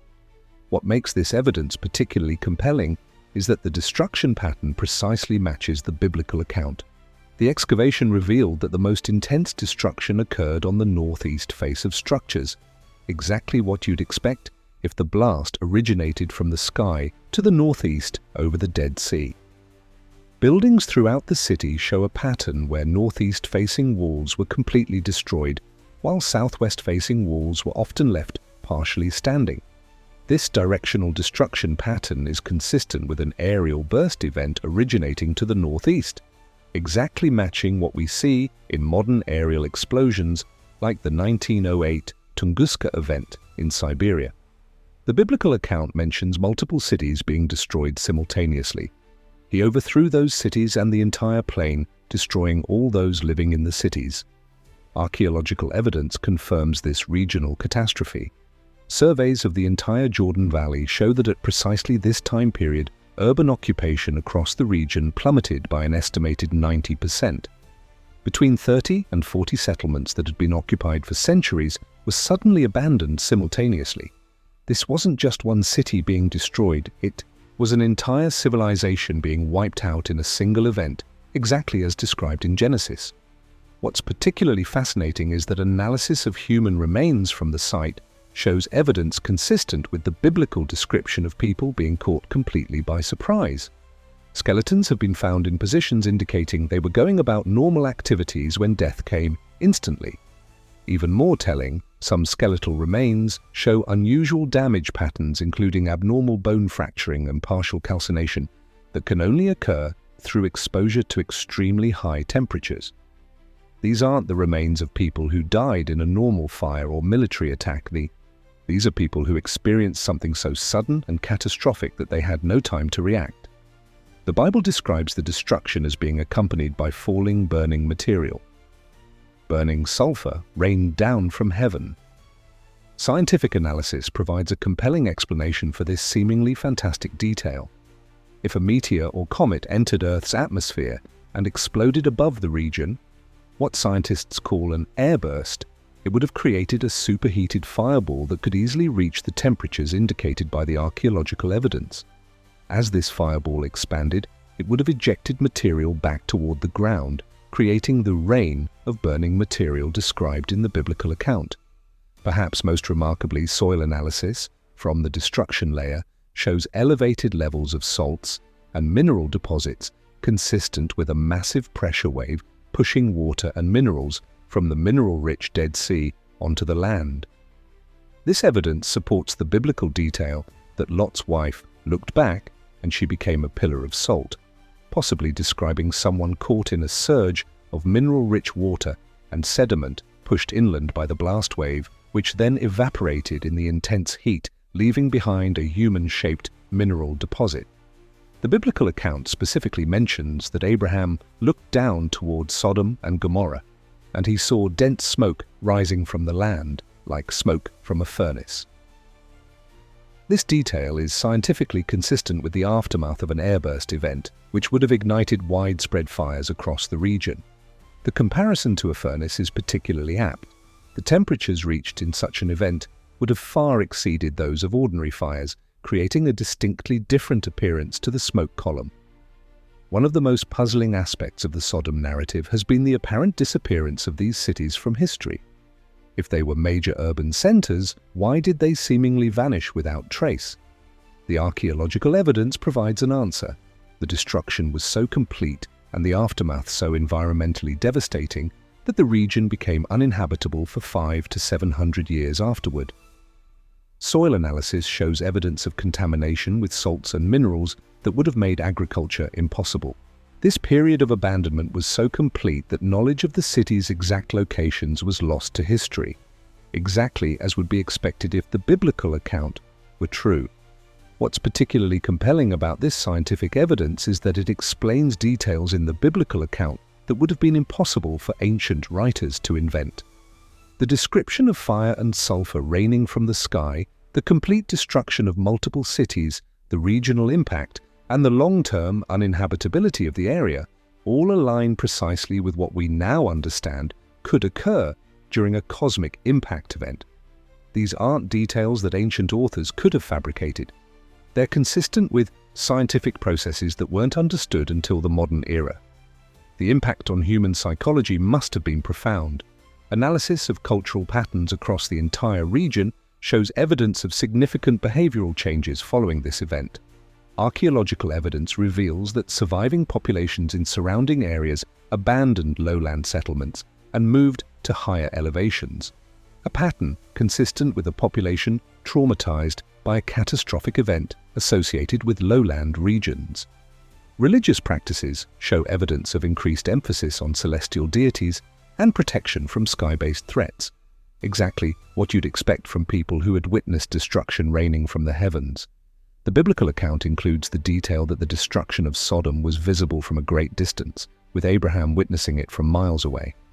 This too aligns with scientific models of cosmic airburst events, which produce visible effects that can be seen from over 100 miles away. The thermal radiation alone from such an event would have been visible across much of the region, creating a spectacle unlike anything else in human experience. When Genesis describes Abraham seeing the destruction from afar, it's recording an observation that matches precisely what modern science tells us would have been visible during such an event. Perhaps most remarkably, recent geological surveys of the Dead Sea region have identified a probable impact crater that appears to date from exactly this time period. This crater, partially obscured by later geological processes and the shifting shoreline of the Dead Sea, shows characteristics consistent with a low-angle impact event, precisely the kind that would produce the directional destruction pattern observed at Tall El Hammam. The crater's location northeast of the site exactly matches the direction of destruction indicated by the archaeological evidence. Critics have suggested alternative explanations, including conventional warfare or natural disasters like earthquakes. But none of these alternatives can account for the extreme temperatures indicated by the archaeological evidence. Standard fires, even in warfare, typically reach maximum temperatures of 800 to 1000 degrees Celsius, far below the 2000+ degrees required to create the vitrification and melting observed in the artifacts. Earthquakes may cause buildings to collapse, but they don't melt stone or transform pottery into glass. The evidence points to something far more catastrophic, something that aligns precisely with the biblical description of fire and burning sulfur raining from the sky. What makes this scientific evidence particularly significant is that it doesn't just confirm the physical event described in Genesis, it potentially validates the theological framework in which that event is presented. The biblical account presents the destruction of Sodom and Gomorrah as divine judgment on human wickedness. While science can't speak to divine causation, it can confirm that an extraordinary destruction event occurred exactly as described, at exactly the right time, in exactly the right location. This convergence of scientific and biblical evidence raises profound questions about the historical reliability of other biblical judgment narratives. The implications are far-reaching. If the destruction of Sodom and Gomorrah actually occurred as described in Genesis, what other biblical accounts might contain accurate historical information?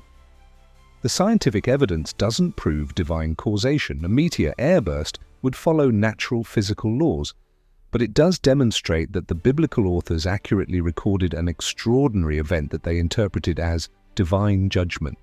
This challenges the common assumption that biblical miracle accounts must be dismissed as mythology rather than investigated as potentially accurate descriptions of real events, interpreted through an ancient theological framework.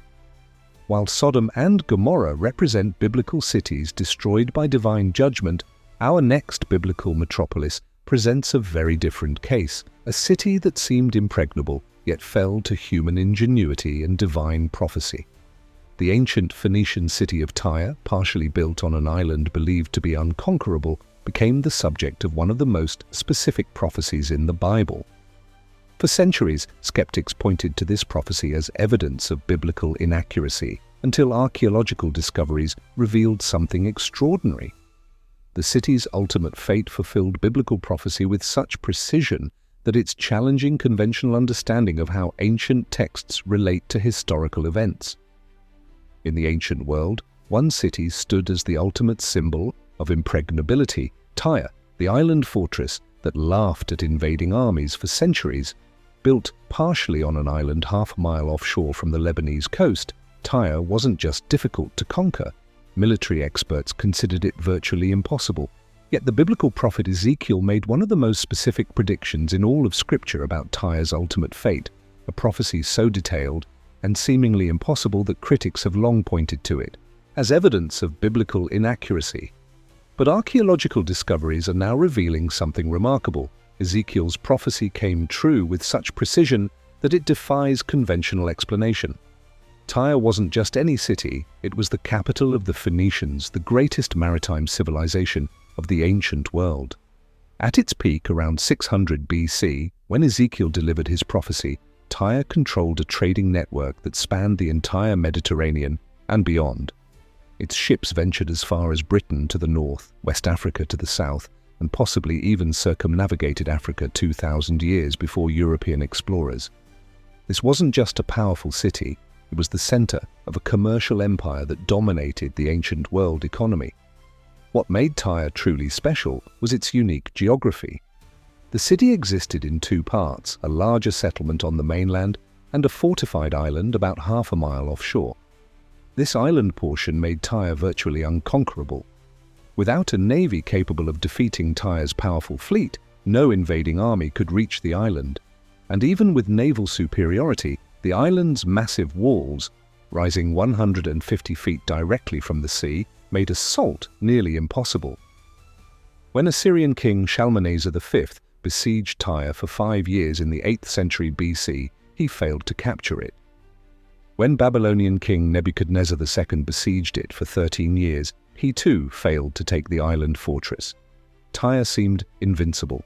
It was against this backdrop of seeming invulnerability that the prophet Ezekiel made an astonishingly specific prediction around 587 BC. In Ezekiel 26, he declared that many nations would come against Tyre, that its walls and towers would be broken down, that its stones, timber, and soil would be thrown into the sea, that its location would be scraped clean like a bare rock, that it would become a place for spreading fishing nets, and that it would never be rebuilt. To Ezekiel's contemporaries, this prophecy must have seemed not just unlikely but impossible. How could an island city's material be thrown into the sea? How could such a wealthy commercial center never be rebuilt? For centuries, skeptics pointed to Tyre as evidence against biblical reliability, noting that a city called Tyre still exists today in Lebanon. But archaeological excavations have revealed something extraordinary. The Tyre that exists today is not in the same location as the ancient island city. What happened to that seemingly impregnable island fortress represents one of the most remarkable fulfillments of biblical prophecy ever discovered. The fulfillment began in 332 BC, nearly 250 years after Ezekiel's prophecy, when Alexander the Great arrived at Tyre during his campaign to conquer the Persian Empire. Like previous attackers, Alexander faced the seemingly impossible challenge of assaulting an island fortress without adequate naval power. But unlike his predecessors, Alexander devised an audacious solution. If he couldn't reach the island, he would bring the island to him. Alexander ordered his army to build a causeway, a land bridge from the mainland to the island. But where would they get materials for such a massive structure? Archaeological evidence reveals Alexander's ingenious and ruthless solution. He demolished the entire mainland portion of Tyre, using its stones, timber, and soil to build the causeway. This destruction exactly fulfilled the first part of Ezekiel's prophecy that Tyre's material would be thrown into the sea. Recent underwater archaeological surveys have mapped this causeway with remarkable precision.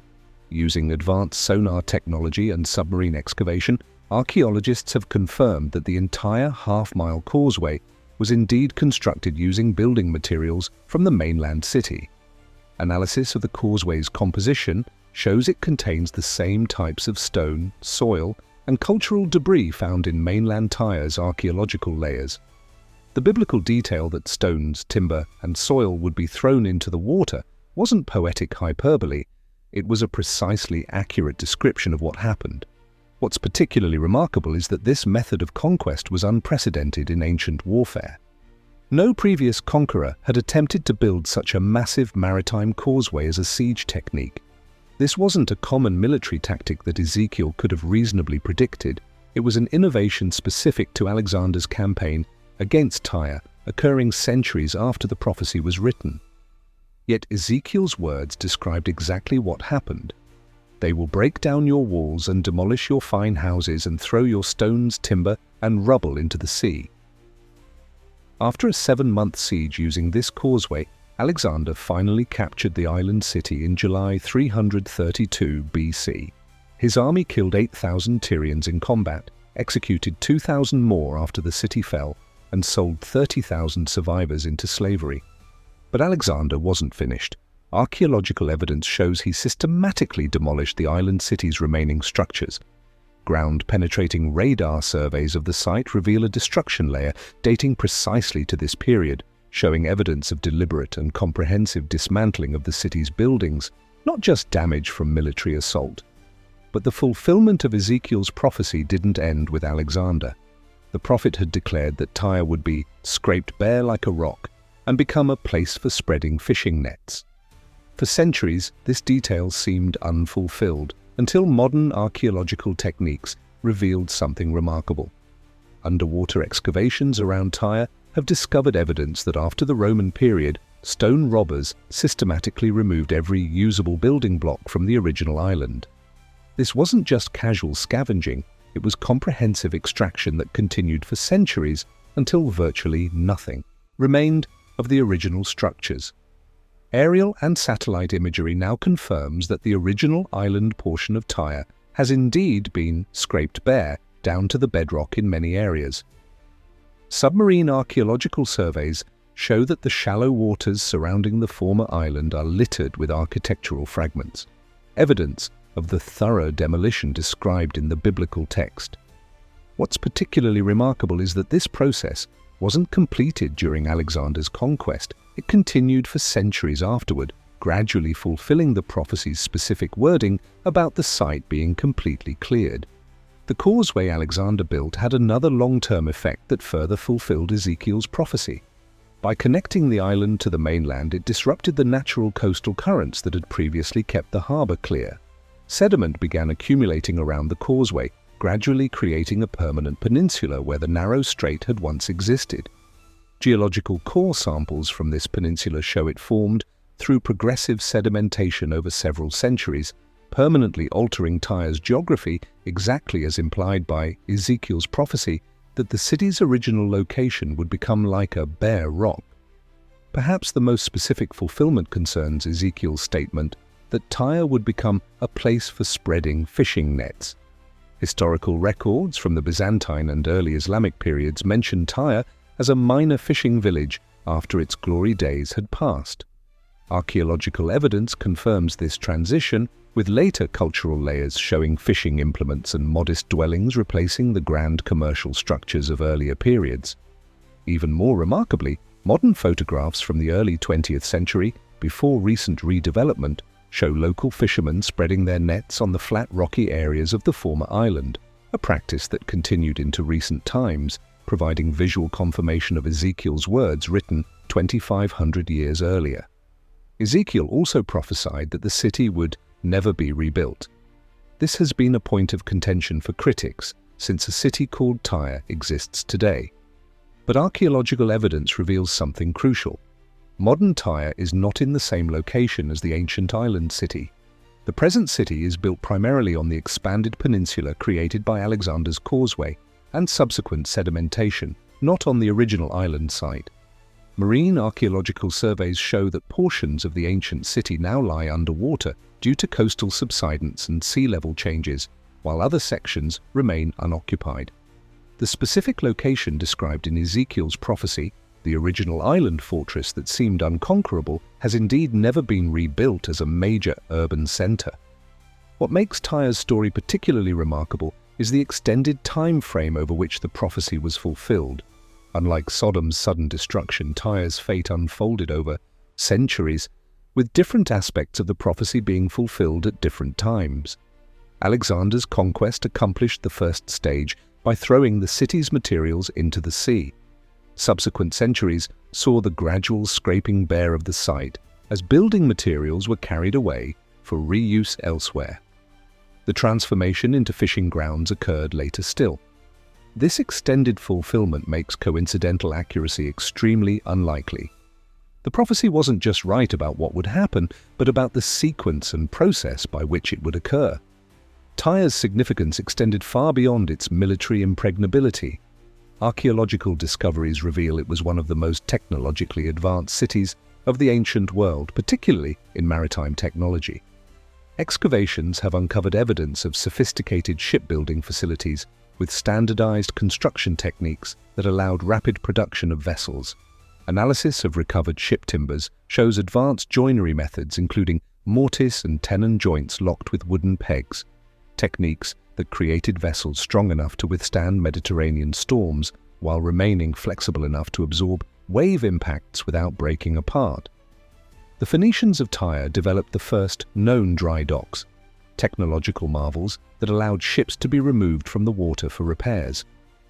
Archaeological evidence of these structures shows they incorporated ingenious systems for blocking up vessels and controlling water levels. These weren't simple beaching operations. They were sophisticated engineering systems that revolutionized maritime maintenance. When biblical texts refer to Tyre's maritime prowess, they're describing a civilization whose naval technology wouldn't be equaled in Europe until the Renaissance, nearly 2,000 years later. Tyre's economic importance is reflected in Ezekiel chapter 27, which provides a detailed shipping manifest of goods flowing through this ancient commercial hub. For years, skeptics questioned whether such extensive trade networks could have existed in the ancient world. But archaeological discoveries have vindicated the biblical account, uncovering evidence of precisely the trade connections described in Ezekiel. Excavations in Tyre have yielded artifacts from every corner of the known world: ivory from Africa, tin from Britain, silver from Spain, copper from Cyprus, and luxury goods from as far as India and possibly even China. What's particularly remarkable about this trade evidence is how precisely it matches specific details in Ezekiel's description. The prophet mentions trade in blue fabric from Edom. Archaeological discoveries confirm Tyre-controlled production facilities for rare blue-purple dye extracted from local murex shellfish, a commodity so valuable it was worth more than its weight in gold. Ezekiel mentions trade in horses from Togarmah, modern Turkey. Excavations have uncovered specialized facilities in Tyre for housing and transshipping horses, along with documentation of a horse trade monopoly extending into Anatolia. Each specific trade connection mentioned in Ezekiel has been independently confirmed by archaeological evidence, demonstrating an accuracy of detail that would be impossible without intimate knowledge of Tyre's commercial operations. Underwater archaeology around Tyre has revealed something even more extraordinary: evidence of advanced harbor engineering that wasn't equaled until the modern era. The Tyrians created artificial breakwaters using massive concrete blocks weighing up to 20 tons each. Analysis of these structures shows they used hydraulic concrete that could set underwater, a technology previously thought to have been invented by the Romans centuries later. This concrete contained volcanic ash imported from Italy, mixed with local limestone in precise proportions, creating a durable material that has survived over 2,000 years of constant wave action. When biblical texts describe Tyre's maritime facilities, they're referring to engineering achievements that represented the absolute cutting edge of ancient technology. What makes Tyre's story particularly significant for biblical archaeology is how it challenges conventional understanding of prophetic literature. Skeptics have traditionally assumed that seemingly fulfilled prophecies must have been written after the events they describe, or must be referring to events contemporary with the writer. But Ezekiel's prophecy about Tyre was demonstrably written centuries before Alexander's conquest, and it describes a sequence of events that unfolded over an extended period far beyond any single contemporary situation. The archaeological evidence doesn't just confirm the accuracy of the biblical description of Tyre, it raises profound questions about how such accuracy was possible. While Tyre represents a biblical city whose downfall was prophesied with remarkable precision, our next biblical metropolis offers something quite different, a city whose archaeological remains are transforming our understanding of early Christianity. Ephesus, mentioned prominently in the New Testament, has emerged from extensive excavations as a city of extraordinary wealth, sophistication, and religious significance. Recent discoveries aren't just confirming biblical details, they're providing crucial context that brings New Testament events to life with remarkable clarity. The remains of this magnificent city are revealing how early Christian teachings directly challenged the economic, social, and religious systems of one of the ancient world's greatest urban centers. When the Apostle Paul arrived in Ephesus around 52 AD, he wasn't entering some provincial backwater. He was stepping into one of the most magnificent cities in the Roman Empire, a metropolis of over 250,000 people, with amenities and technologies that would make most modern cities envious. Recent archaeological discoveries at Ephesus are revolutionizing our understanding of this New Testament city, revealing an urban center so advanced that it challenges everything we thought we knew about ancient civilization. Located on the western coast of modern-day Turkey, Ephesus served as the capital of Roman Asia Minor and the fourth largest city in the empire, behind only Rome, Alexandria, and Antioch. But size alone doesn't capture what made this city extraordinary. Ongoing excavations, and less than 20% of the ancient city has been uncovered so far, are revealing technological marvels that weren't equaled in the Western world until the late 19th century. Perhaps most impressive was Ephesus's water and sanitation system. The city featured a network of pressurized water pipes that delivered fresh, clean water directly into private homes. Indoor plumbing, in the 1st century AD, these weren't primitive clay pipes prone to breakage. Recent analysis reveals they were manufactured from lead sheeting, precisely rolled and solid to create durable, pressure-resistant conduits. The engineering was so advanced that some sections maintained water pressure equivalent to 6 modern atmospheres, sufficient to supply multi-story buildings with running water on upper floors. This water system wasn't just technically impressive, it was massive in scale. Archaeologists have traced the aqueducts supplying Ephesus and found they extended over 25 miles into the surrounding mountains. These weren't simple open channels, they incorporated sophisticated features like inverted siphons that used pressurized pipes to carry water across valleys and settling tanks that removed sediment before water entered the urban distribution system. Water quality analysis of scale deposits in these pipes reveals the Romans were delivering water cleaner than what's available in many developing nations today. The homes and apartments of wealthy Ephesians would feel surprisingly modern to us. Recent excavations of upscale residential districts have uncovered evidence of flush toilets connected to a sophisticated sewer system, hot and cold running water, and even a form of central heating called hypocaust that circulated hot air through hollow spaces under floors and inside walls. These weren't rare luxuries. Archaeological evidence suggests that most middle and upper-class homes in Ephesus had these amenities. When Paul wrote his epistle to the Ephesians, he was addressing people who lived with a level of comfort and convenience that wouldn't be matched in European cities until the late 19th century. Perhaps most remarkable was Ephesus's street lighting system. For generations, historians assumed ancient cities became dangerous, darkened places after sunset.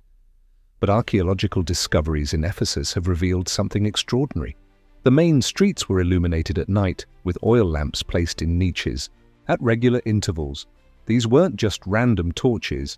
Excavations have uncovered evidence of a systematic public lighting program with specialized lamp designs and dedicated maintenance staff.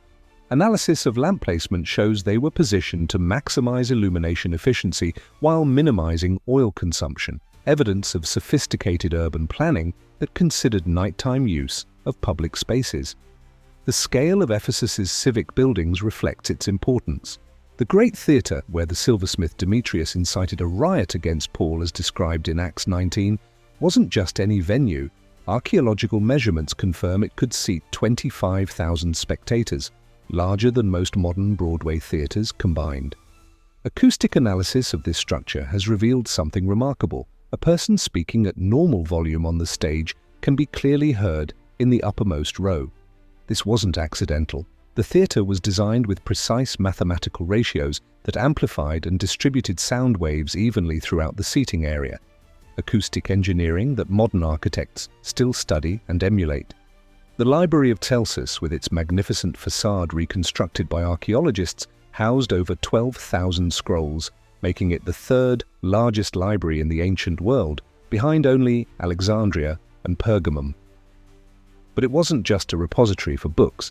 Recent excavations beneath the library have uncovered something unexpected: a sealed crypt containing the sarcophagus of Tiberius Julius Celsus Ptolemaios, the Roman governor for whom the library was named. This discovery confirmed historical accounts that the library functioned not just as a center of learning, but as a monumental tomb, an architectural innovation combining two distinct building types in a way that wouldn't be seen again until the Renaissance. What's particularly fascinating about Ephesus is how its archaeological remains illuminate New Testament events. Acts 19 describes a riot in the city instigated by silversmiths who made shrines for the goddess Artemis. They feared Paul's preaching threatened their livelihood. For years, scholars questioned whether such specialized economic interests could really drive civic unrest. Then archaeologists uncovered an entire industrial district dedicated to producing religious artifacts, with specialized workshops for silver and marble cult objects, exactly as described in Acts. Analysis of these workshops shows they employed hundreds of skilled craftsmen and represented a significant sector of the local economy, precisely matching the biblical description of economically motivated opposition to Paul's ministry.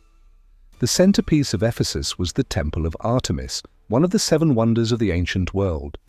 When Acts 19:27 quotes Demetrius saying the temple of the great goddess Artemis will be discredited, it's referring to a structure of almost unimaginable grandeur. Archaeological excavations have confirmed the temple's foundations measured 239 by 418 feet, larger than a modern football field. The building featured 127 columns standing 60 feet high, each weighing over 50 tons. What's particularly remarkable is that these massive columns weren't solid stone. They were composed of drum sections, fitted together with such precision that the seams are nearly invisible. Recent engineering analysis suggests these sectional columns incorporated lead plates and bronze dowels between drums that allowed them to flex slightly during earthquakes, a form of seismic engineering that wasn't rediscovered until the 20th century. The wealth concentrated in this temple was staggering. Historical records indicate it functioned as the largest bank in Asia Minor, with deposits from kings and cities across the region. Archaeological evidence confirms this financial role, with excavations uncovering specialized secure rooms and administrative areas consistent with banking operations. This economic context adds significant depth to understanding the conflict described in Acts 19. When Paul preached against idol worship, he wasn't just challenging religious beliefs, he was threatening an institution that functioned as the Federal Reserve of its day. Ephesus's advanced technology extended to its commercial infrastructure. Recent excavations have uncovered evidence of standardized weights and measures enforced throughout the marketplace, along with sophisticated commercial contracts inscribed on stone tablets. Analysis of these business documents shows concepts like warranties, performance penalties, and escrow arrangements that seem remarkably modern. This wasn't primitive barter. It was a sophisticated commercial system with standardized practices that wouldn't be matched in Europe until the late medieval period. When New Testament texts mention Ephesian merchants and tradespeople, they're describing participants in one of the most advanced economic systems of the ancient world. The city's social organization was equally sophisticated. Excavations have revealed numerous professional guilds, each with its own headquarters building and internal governance structure. These weren't just social clubs, they were regulatory bodies that established standards for their professions, provided training, and offered members financial support during hard times. Archaeological evidence shows these guilds were often organized around particular deities, with membership requiring participation in religious rituals. This context illuminates why Christian converts faced significant social and economic pressure to continue participating in pagan practices. Refusing to do so could mean losing professional standing and economic opportunities. What's particularly striking about Ephesus is its public health infrastructure. In addition to the impressive water and sewer systems, archaeological excavations have uncovered a major medical complex, identified as the Asclepion, a combination hospital, medical school, and healing center. Analysis of surgical instruments found at the site shows they were made from high-quality steel alloys capable of holding precise cutting edges. Some of these tools are so similar to modern surgical instruments that they could almost be used in operations today. When the New Testament mentions physicians like Luke, it's referring to practitioners trained in a sophisticated medical tradition with standardized techniques and specialized equipment. The public spaces of Ephesus featured innovations that seem surprisingly modern.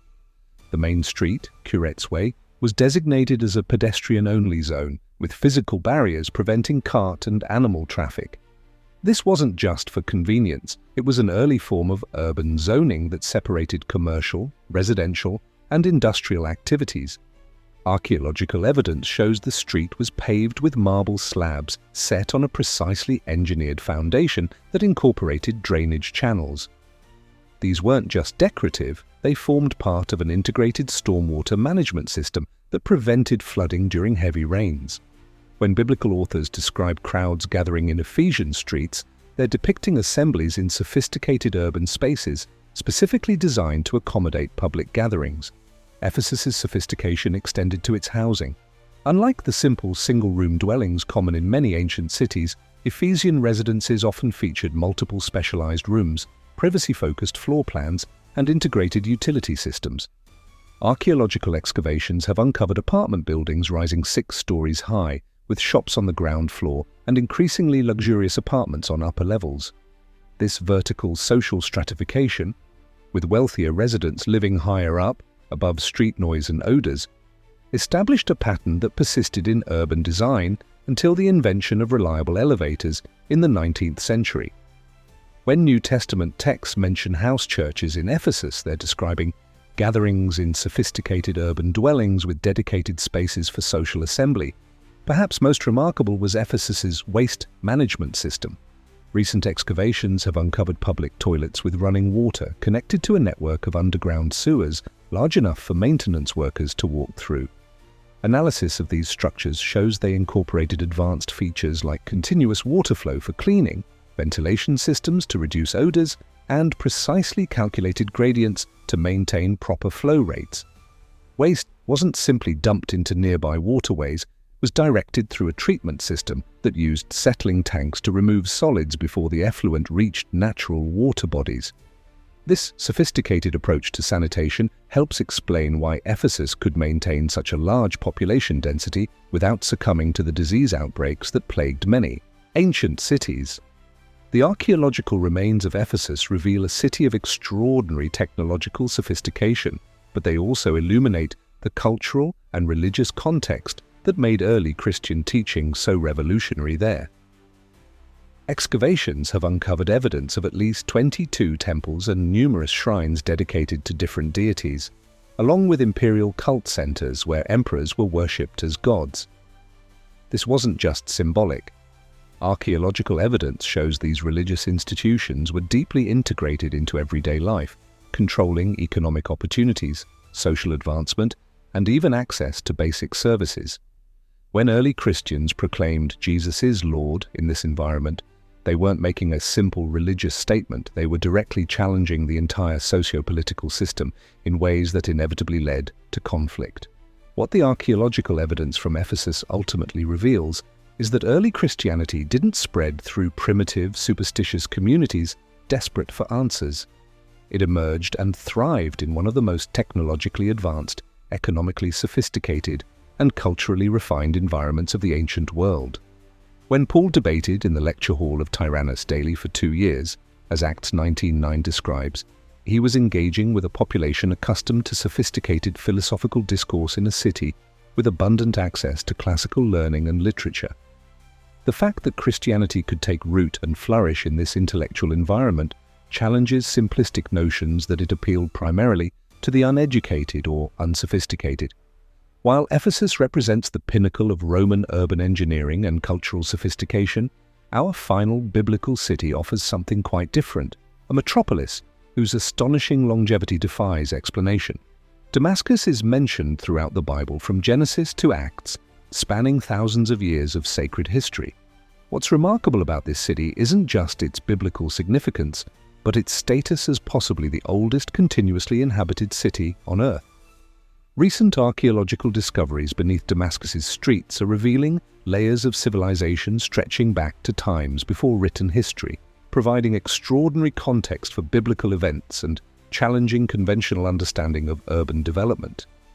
While most ancient cities rose and fell, one biblical metropolis has defied time itself: Damascus, the city that never died. When Paul was struck blind on the road to Damascus nearly 2,000 years ago, he was traveling to a city already ancient beyond reckoning. Today, as modern Syrians navigate streets in the Old Quarter, they're walking the same paths used by biblical figures thousands of years earlier.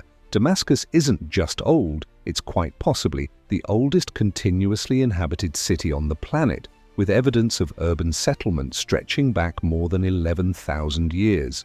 What makes Damascus truly extraordinary is that it hasn't merely survived, it has maintained its importance across millennia, while empires around it crumbled into dust. The Bible first mentions Damascus in Genesis 14, when Abraham pursues enemies north of the city. By that time, Damascus was already an established urban center with centuries of history. Archaeological evidence confirms this timeline, with excavations revealing urban structures dating back to approximately 9000 BC, making Damascus already ancient when the pyramids were merely blueprints. The secret to Damascus's remarkable longevity lies beneath the city streets. Recent archaeological excavations, challenging to conduct in an actively inhabited urban center, have revealed the city's foundation on a geological miracle. Damascus sits at the edge of the Syrian desert, where the Barada River emerges from the Anti-Lebanon mountains. This river, mentioned in the Bible as the Abana, created something magical, an oasis capable of supporting intensive agriculture in an otherwise arid landscape.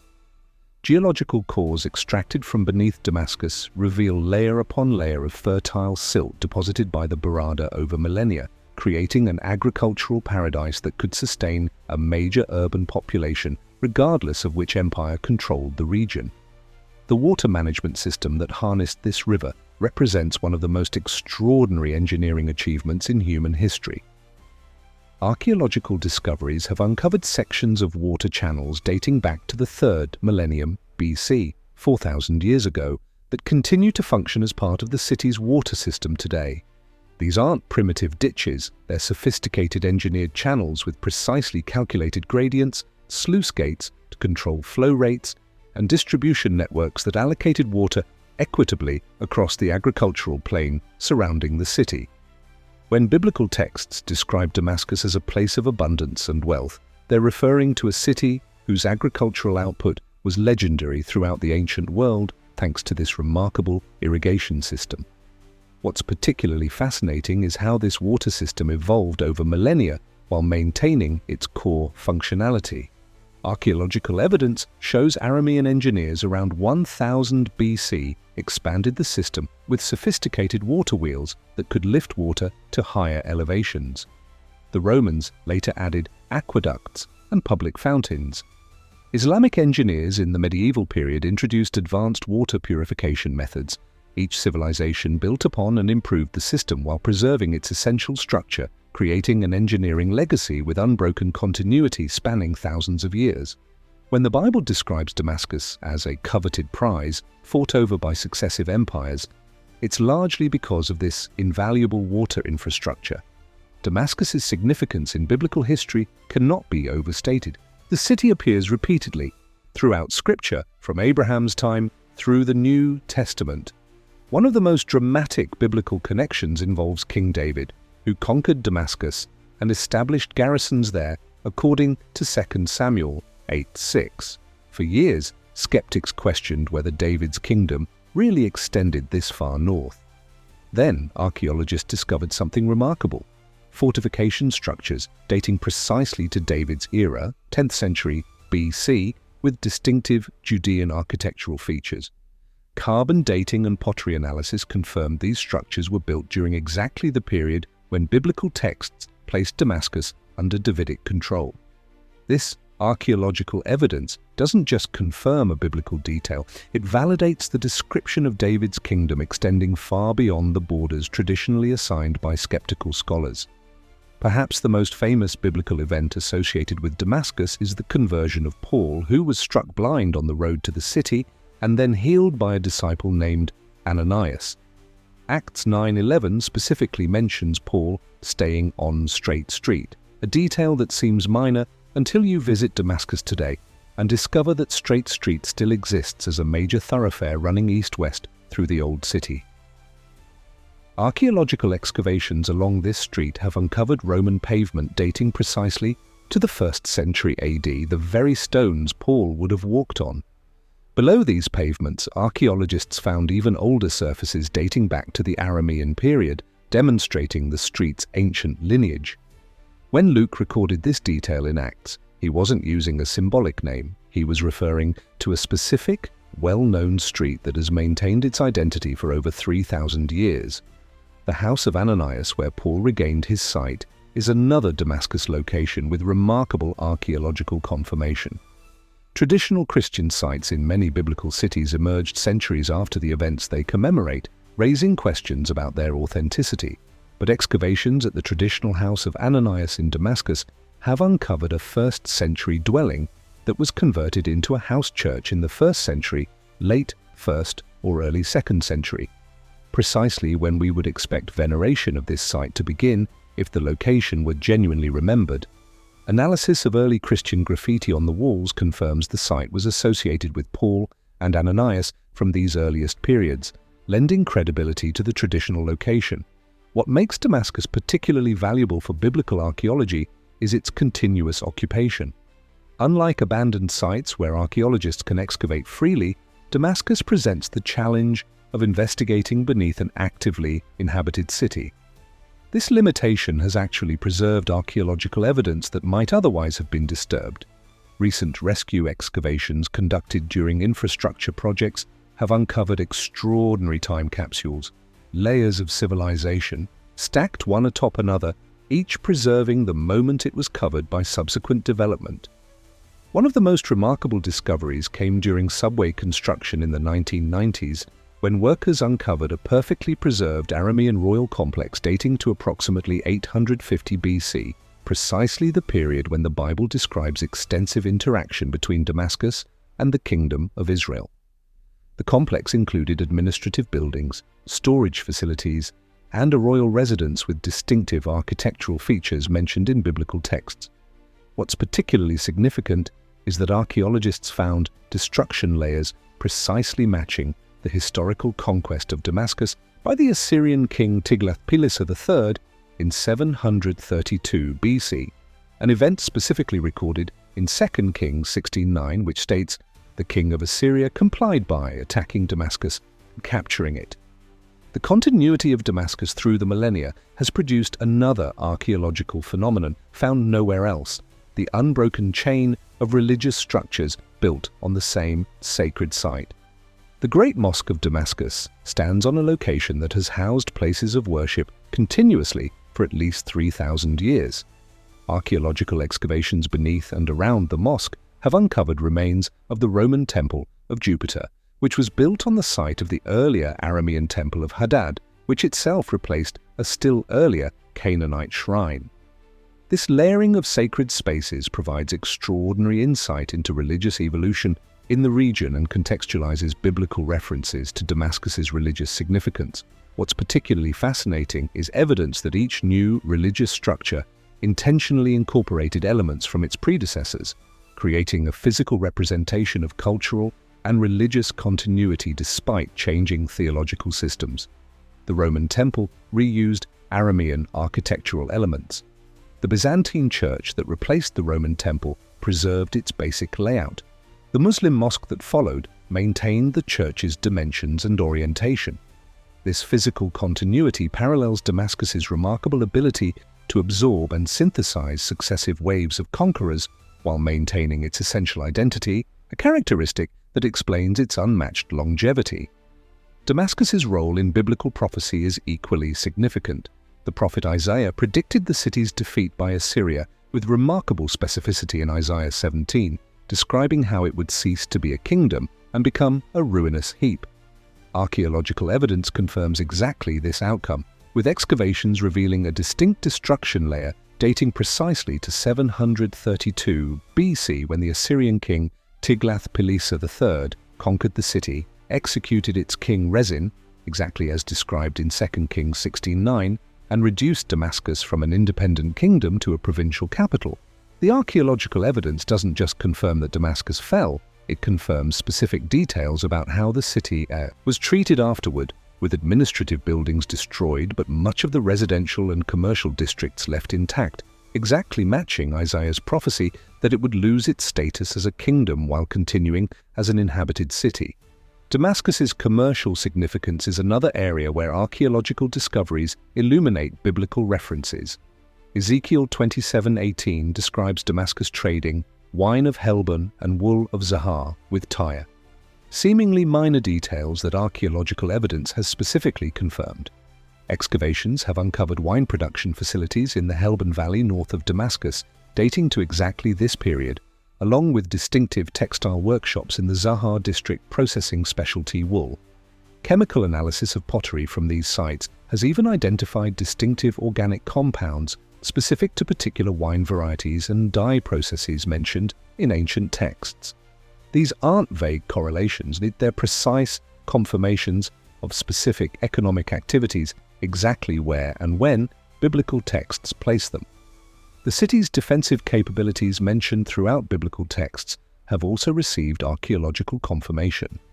Excavations have uncovered sections of Damascus's ancient walls dating from multiple periods, with the earliest fortifications going back to the 3rd millennium BC.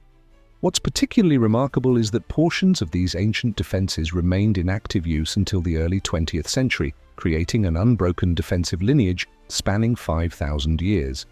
Analysis of these fortifications shows they were continuously modified and strengthened over millennia, with each new ruling power adding technological improvements while maintaining the basic defensive perimeter. When biblical texts describe Damascus as a formidable military target, they're referring to fortifications of extraordinary sophistication that incorporated defensive innovations from multiple civilizations. Damascus's remarkable longevity extends to its craftsmanship traditions as well. The Bible frequently mentions Damascene metalwork, a distinctive technique where different metals are fused together to create decorative patterns. Archaeological evidence confirms this metalworking tradition originated in Damascus during the Bronze Age and has continued uninterrupted for over 3,000 years. Modern artisans in Damascus's metalworking district still use techniques documented in archaeological contexts from the biblical period, creating a direct craftsmanship lineage that connects present-day Damascus with its biblical past. When Scripture mentions the city's distinctive products, it's referring to specialized craftsmanship that has outlived empires. What makes Damascus truly unique among biblical cities is that it's the only major urban center mentioned in Scripture that has never experienced prolonged abandonment. Jerusalem was repeatedly destroyed and rebuilt. Babylon was abandoned for centuries. Even Rome experienced periods of severe depopulation. But Damascus has maintained continuous urban life for over 11,000 years, a feat unmatched by any other city on earth. This continuity creates an extraordinary connection to biblical events. When you stand on Straight Street today, you're not looking at a reconstruction or a commemoration. You're experiencing the actual place where biblical history unfolded. This unbroken urban continuity provides biblical archaeology with something precious: context for understanding how ancient cities actually functioned as living communities. Unlike abandoned sites that preserve a single moment in time, Damascus displays how urban spaces evolve organically while maintaining their essential identity. The city demonstrates how sacred spaces can retain their significance across multiple religious traditions, how commercial districts maintain their function despite changing political systems, and how infrastructure like water systems can be continuously modified and improved while preserving their core purpose. When we read biblical descriptions of urban life, Damascus provides a living laboratory for understanding these accounts in their full social and cultural context. The story of these 10 biblical cities reveals something profound about Scripture itself. Archaeological discoveries aren't just confirming isolated biblical details, they're validating the text's remarkable accuracy across thousands of years and diverse geographical regions. From Nineveh's massive walls to Solomon's sophisticated Jerusalem, from the destruction evidence at Sodom to the engineering marvels of Ephesus, archaeological evidence repeatedly confirms that biblical authors recorded precise, accurate information about the cities they described. This pattern of confirmation extends beyond mere geography to include technological details, construction techniques, commercial activities, and historical events that biblical authors couldn't have known without direct familiarity with these places. The cumulative weight of this evidence challenges simplistic dismissals of biblical historical reliability and suggests we should approach scriptural accounts with greater openness to their potential historical value. As new archaeological techniques like ground-penetrating radar, satellite imagery analysis, and DNA testing continue to advance, we can expect even more biblical cities to emerge from the dust of centuries, providing fresh insights into Scripture's historical context and continuing to illuminate the world of the Bible in ways previous generations could only imagine. If you found these archaeological discoveries as fascinating as I have, please hit that like button and share this video with someone who might appreciate seeing how modern science is confirming ancient biblical accounts. In our next video, we'll explore biblical artifacts that shocked archaeologists and forced them to rewrite history. Books until then, remember that every shovelful of dirt from these ancient sites brings us closer to understanding the world where our faith began.